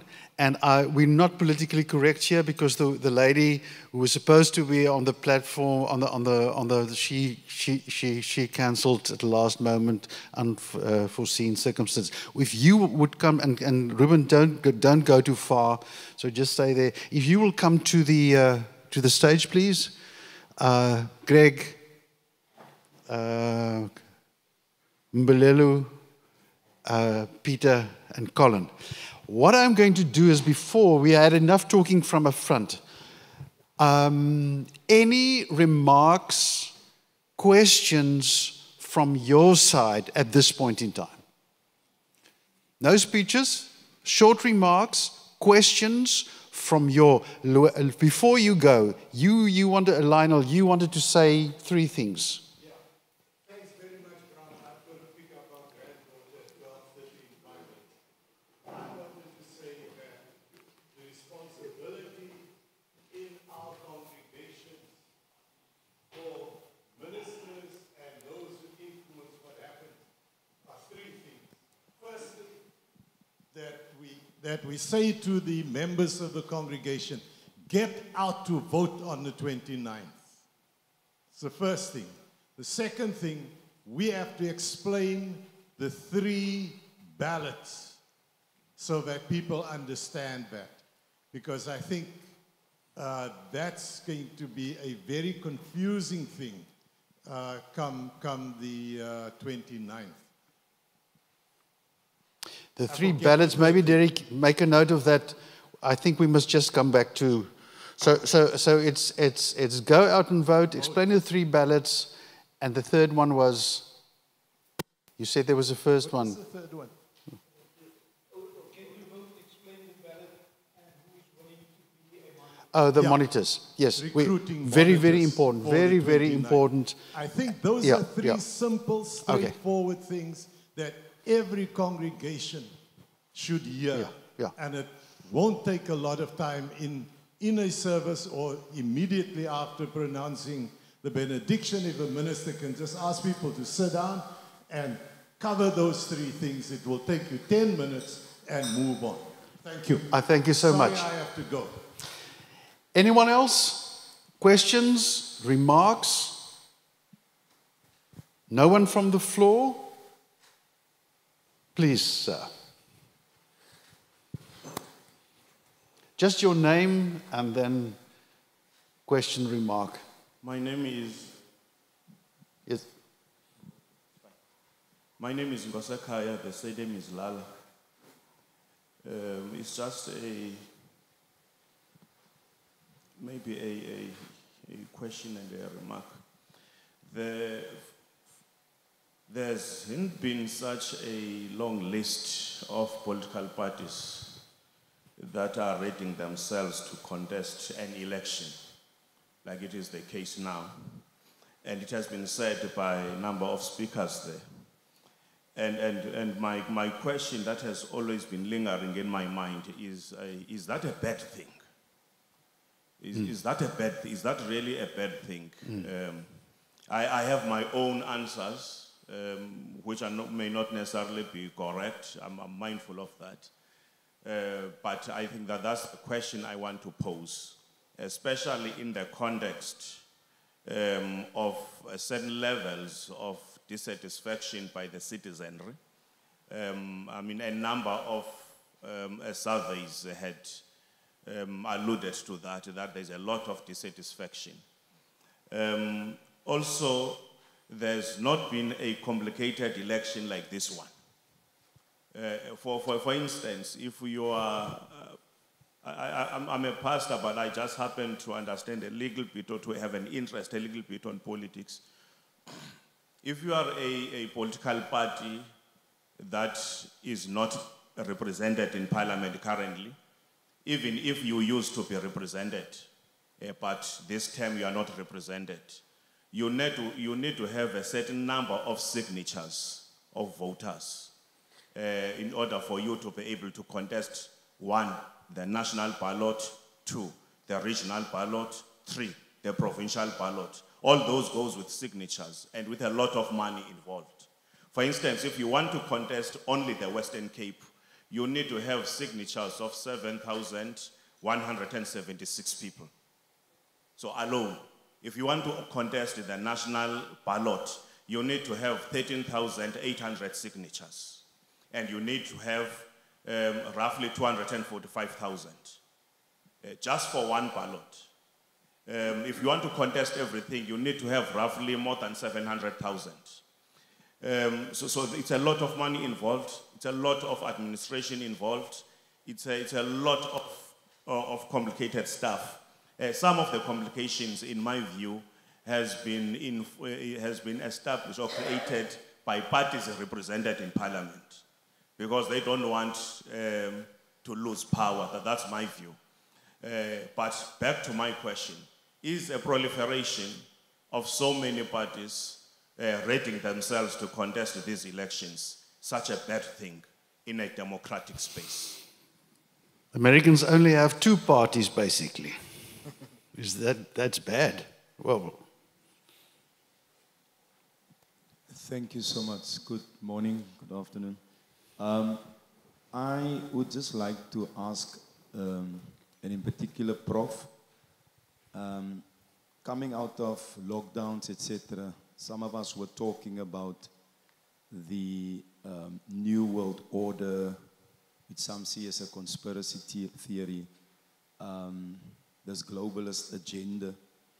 And as the church, for me, that should concern us, because obviously it's a subtle way in which some people try to bring an antichrist agenda into our nation and nations. So if political parties are aligned to it, it's a danger for the church. And I don't hear us talking about that and saying which political parties are really fighting against whoever is coming up against the Christ in us. Thank you so much. This is a more direct question to the church. Are there parties aligning with a global agenda that's not really in line with what the church stands for? It's a difficult, complex one. But these are exactly, folks, the kind of questions that's on the table. And somehow we're hesitant to talk about it. Thank you for, I don't know who of the panelists will be daring to answer that difficult question. Anyone else? Any remarks? Any questions? May I just ask, I think some clarity on how do we go about, if for instance, I have like 100 people in my congregation willing to serve as monitors. Is it possible? Where do they apply to be accredited? Must there be some training? I think we must just get this one out of the way. Derek, do you want to answer that one? And maybe, and let's get that question out of the way, because I think that's an important one, and then we can go to the others. The 3 ballots, just say one sentence about the 3 ballots, because that's a confusing one. The 3 ballots and the monitors. Can we have a mic for Derek, please? So it's not a ballot paper anymore, it's a ballot book. On the observers, monitors? Both on the yes. Can for instance, people over here, can yes. they still apply yes. to become monitors until what date? And is it a difficult process? The application for observers, I think, is the beginning of May, but you can also link up with the Western Cape Provincial Council of Churches. They are reaching out to all churches to see whether they can actually build out their list way beyond the 500. So that is a vehicle through which you can actually, okay. And you are connected to that. Yeah. Yeah. Darnell, let's make it simple. We've got all the email of the people your contact. What we will do within the next week, we will send out all the exact detail on how to become an observer. And we will send it out to everybody so that if we can have, like, after to this little meeting here, another 500 observers, this would have been a success. Absolutely. We will do. And just before the 3 ballots, just say, because even I'm confused. There's now a proportional. In the old days, we had 2 ballots, one for national, one for province, 400 for national, and then for province. Now we have 3 ballots. Yeah. There's 200 national, and then this proportional. Just explain that to the people. So the first ballot is provincial. It operates at exactly the same principle as in the past, except that on that ballot paper you will also have independent candidates. So you will have the political parties and independent candidates on that list. The national ballot has now been split. So that one national ballot is now split. We have 400 seats in national legislature. 200 of those seats, you will vote for a political party, like in the past. And an independent? No. Oh, listen. Yeah? Yeah. The first 200 will be for political parties, like in the past. Okay. Right? That will be that ballot. And then the third ballot is what they call a regional ballot. Now, a regional ballot has independents and political parties. What is the difference between the regional ballot and the provincial ballot? The only difference is that it is called regional, but you will be voting in that province. So the region is actually one of the 9 provinces.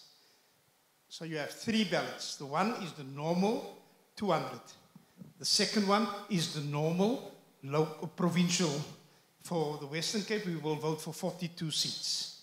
For Gauteng, they will vote for 80 seats, and so on.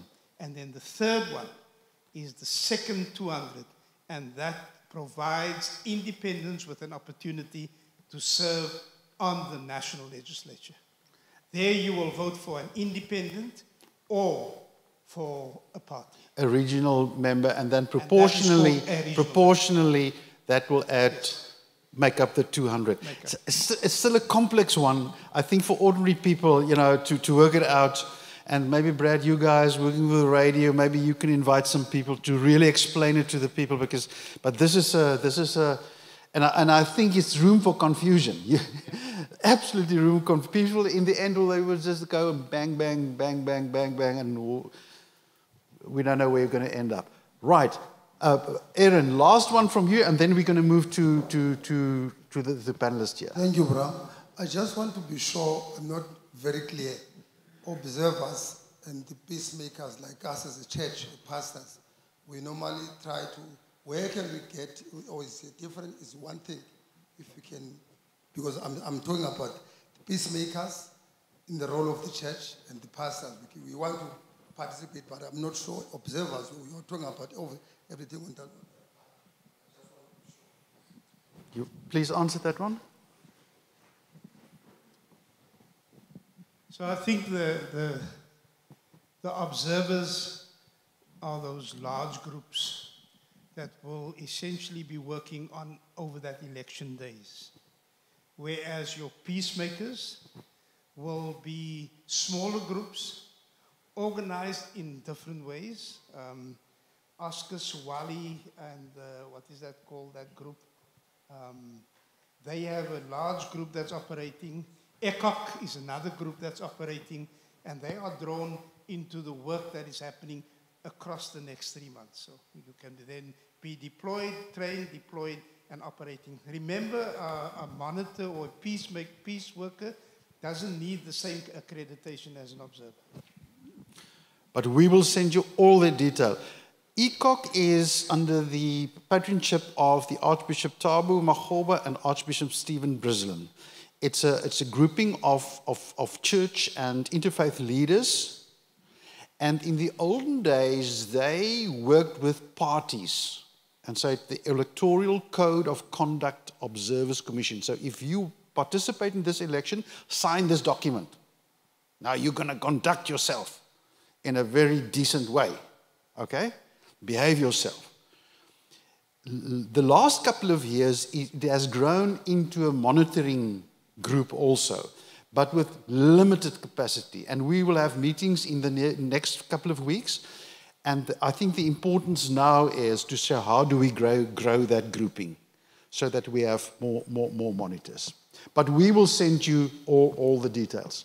Friends, for the sake of keeping my eye on my watch, I want to go back to the panelists and I want to ask them, try and summarize what you've heard and give us from the cuff, off the cuff, 1 or 2 takeaways so that it'll simplify what you've heard. You know, anyone? Greg, what have you heard? You are part of a more younger generation. Yeah, thank you so much, Bram. Good morning or good afternoon, ladies and gentlemen. I think from my side, the big thing that struck me is the need for almost voter education, especially among the younger generation. One of the, like if you look at the demographic of the younger generation, there's quite a big amount of us, a huge amount of young people who are eligible to vote but did not register. And one of the comments we get from them is, first, they are despondent because they don't think that a difference is going to come when they vote. And secondly, a lot of them say they don't know who to vote for.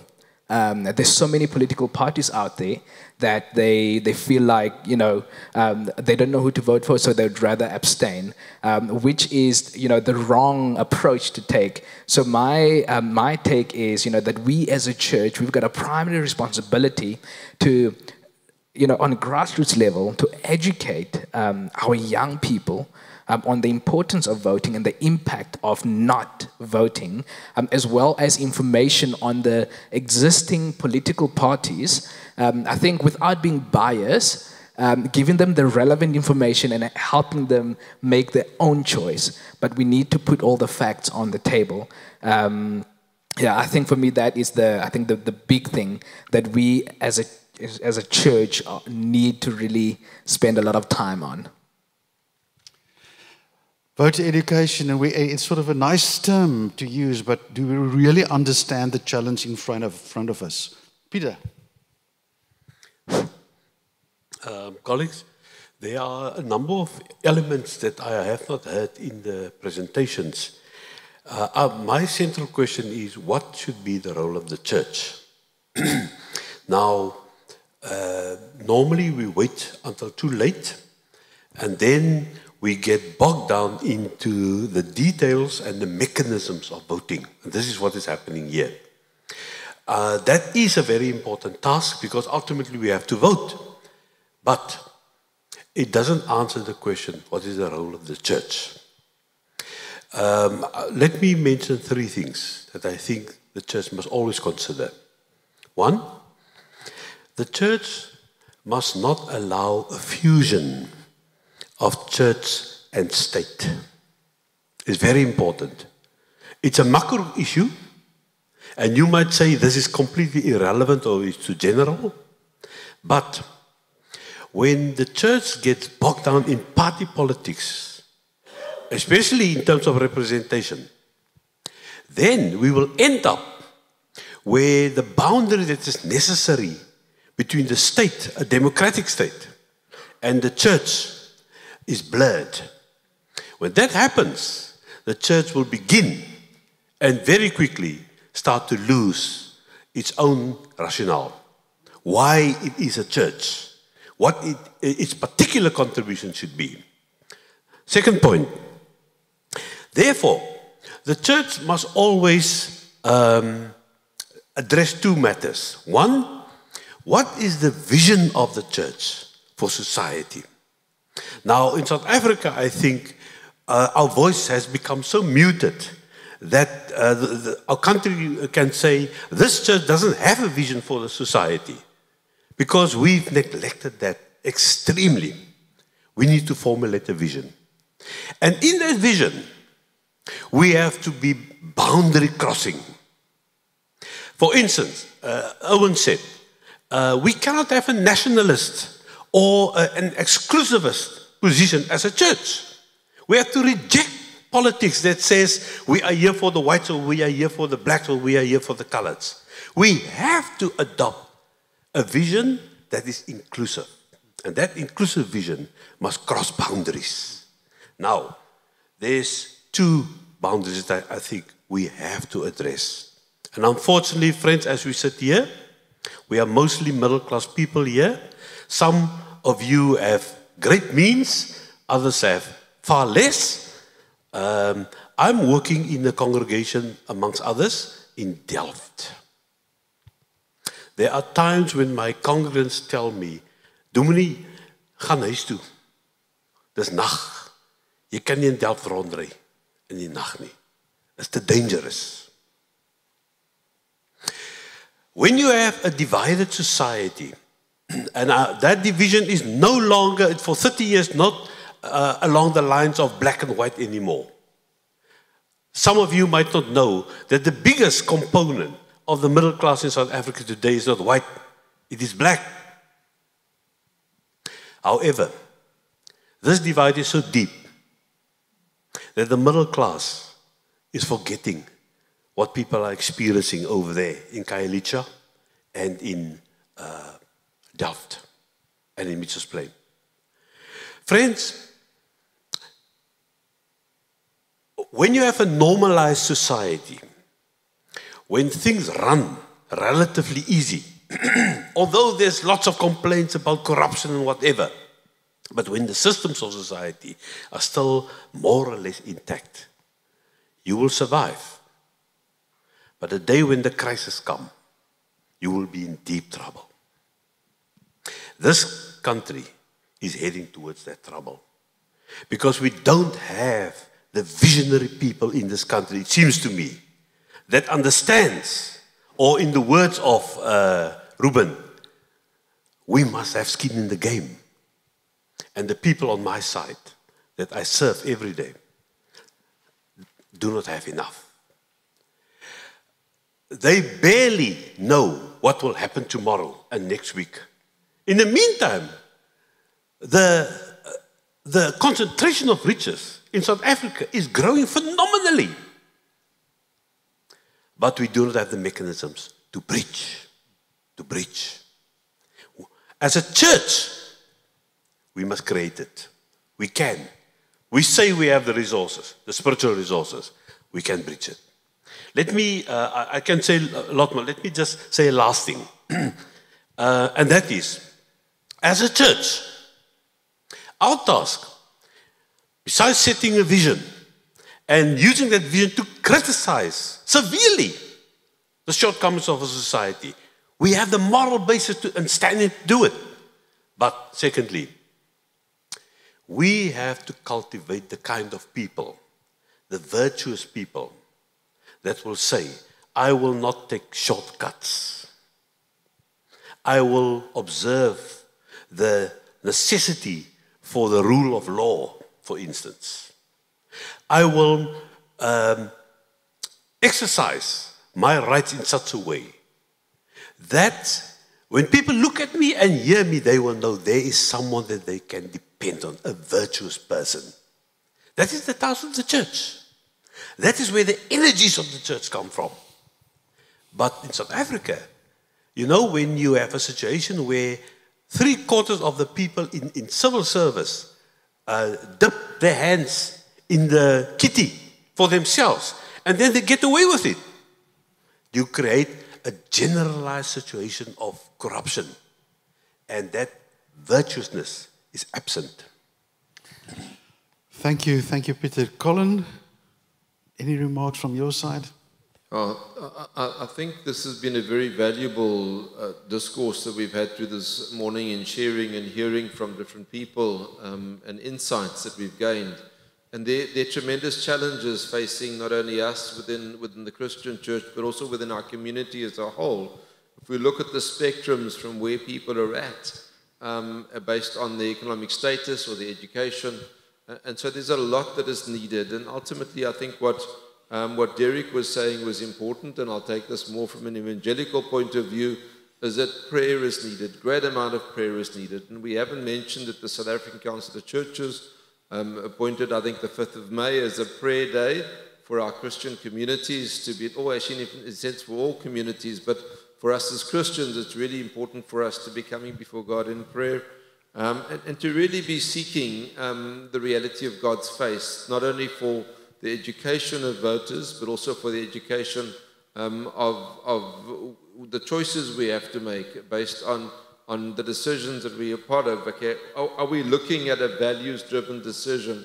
And that's part of what Peter was saying, in the fact that we're making the right decisions as to who we're going to vote for.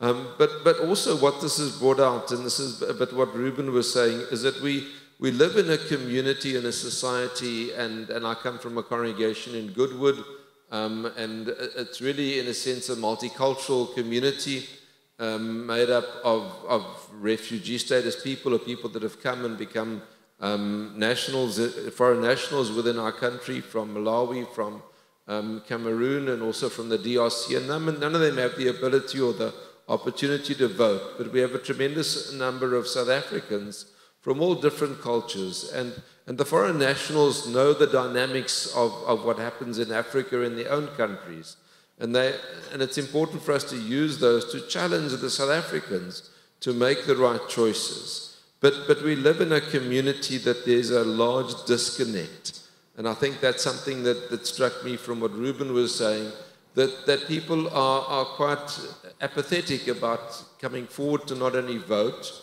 but to just throw up their hands in the air and say, what is the point? And I think we need to just exercise what Ruben was saying, give them a visa to get out of the country. But I mean, like, that's the kind of challenge that we have.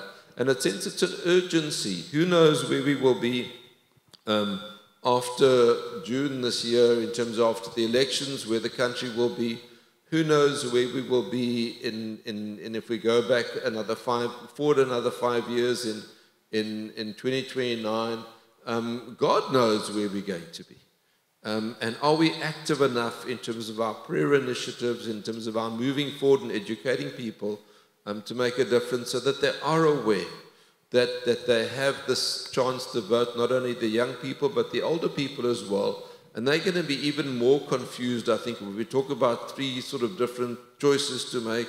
And they think, gee, when I first voted, it was just, in a sense, maybe it was in the old apartheid government and these challenges. But how do we then educate people in a way that they could make a helpful and a useful contribution in the future of our country? Thank you. Thank you, Colin. By the way, relating to the prayer, Aaron, on the 15th, coming Friday, there will be a prayer meeting. Just give the venue again. And the Muway Hall in Khayelitsha, starting at 10 o'clock Friday. And I want to say to all my white friends, if you want to really take a plunge into the other side of South Africa, Friday, the 10th, Ronaldo, we must try and get something in Vrydag-nuus. Support Aaron with this initiative, a prayer day for the country, for the elections, the 15th coming, but we will send you all the information regarding that as well. Mlelo, you've got the final word, and Ruben, I'm going to ask you took the less time, so you must say a final word to us as well. Mlelo? By the way, unashamedly ethical IRCSA, Presbyterian, Methodist, previous chairperson of Wecken, Mbelelo Bikwani. I think the church should do nothing. It's too late for the church to think now what to do. You're going to create confusion. Church must do nothing, must wait until after the elections and then ask this question. It's late now to think of these elections as a church. And the biggest problem that the church has, because the church should be concentrating on the municipalities and the skill levels of municipalities and make sure it provides people that are professional, people that know what they are doing. The biggest problem we have is that we have a church with pastors who don't know what to do, who don't know why their church exists. But they have a church. And then you have municipalities with people who don't know what to do.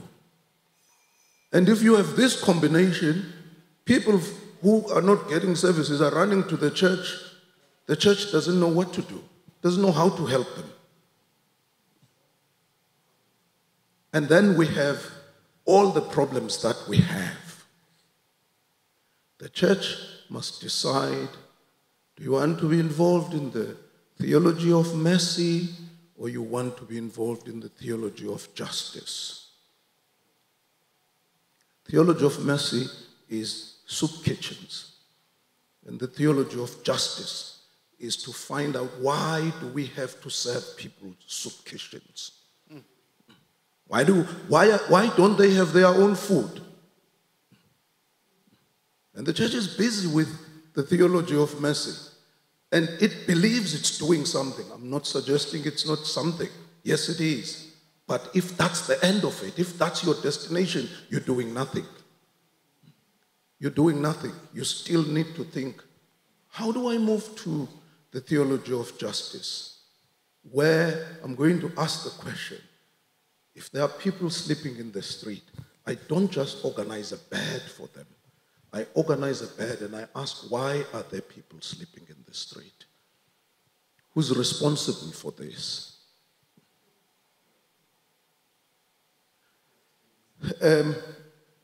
Finally, the former president, in fact, the biggest problem amongst the many problems of this country is that the presidency has been vacant since 2008. The presidency has been vacant. Ever since Thabo Mbeki left the presidency, all of the other people who got there, they don't understand what it means to be a president of a country. They just don't. They're incapable. They are just as good as a chief of a small clan somewhere, but they don't have the ability to become president of the country. So we have a presidency that has been vacant. That's why we are in this crisis. That's why we're in this mess. It's because the presidency has been vacant. In 2006, in Johannesburg, when Mvume Dandala was appointed as the General Secretary of the All Africa Conference of Churches, he was going to Nairobi and he was inducted. I fortunately had the pleasure of attending, and President Mbeki was there as a friend, and he was asked to speak. And he went up and he said, the problem that we have is to congratulate people before they work. I'm not going to congratulate Bishop Dandala. I'm just going to tell him, in 5 years' time, we're going to come back here and say congratulations after you have worked. And he said, if Dandala was already a secretary of the All Conference of Churches, I would ask him to accompany myself, Minister Lekota, and another minister, he said, because this evening at 12 midnight, we're going to Liberia. There's war in Liberia. We're going to Liberia. I would have asked him to join us. And he said, do you know what people are saying to me? They are saying, President, don't go to Liberia. It's dangerous. Don't go. And he said, and that's one of the days where I really loved this man. And he said, I have to go to Liberia because there are people who live in Liberia. And those people must live without war. Someone has to go to Liberia, and I'm going. Thank you very much. Now we're picking up speed here. We're going to close. There's some very nice little sandwiches over there. I'm going to ask for once a politician to pray for the church. Not the other way around. Okay? So, Ruben, will you please come forward? And if there's anything that you want to say to us in closing remark, and then you do a prayer for the church, please. I should never have accepted this invitation. I would like to make a remark. It's a bit of a sobering remark. Think of it as follows. Statistics South Africa tell us that South Africa is more than 80% Christian. I see you're nodding, so I'm not completely out.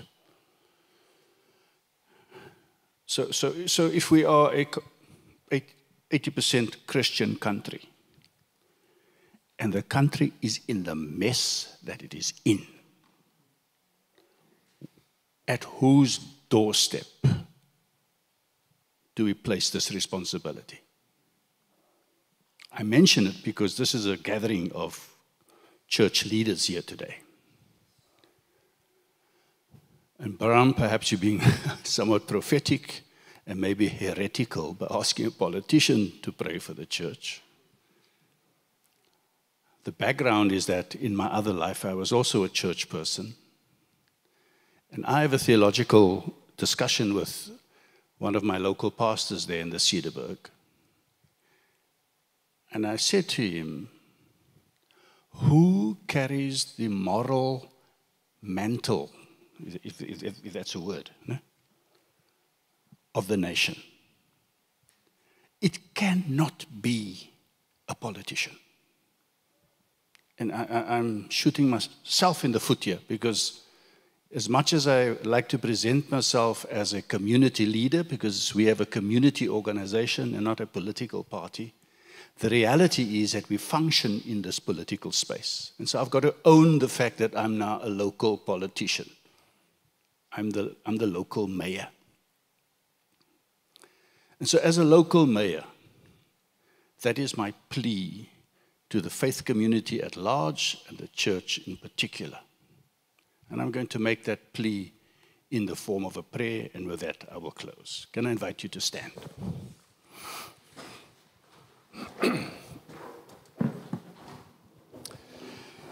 Let us bow our heads and just take a moment to center our thoughts, center our hearts as we reflect on all the things that we've heard this morning.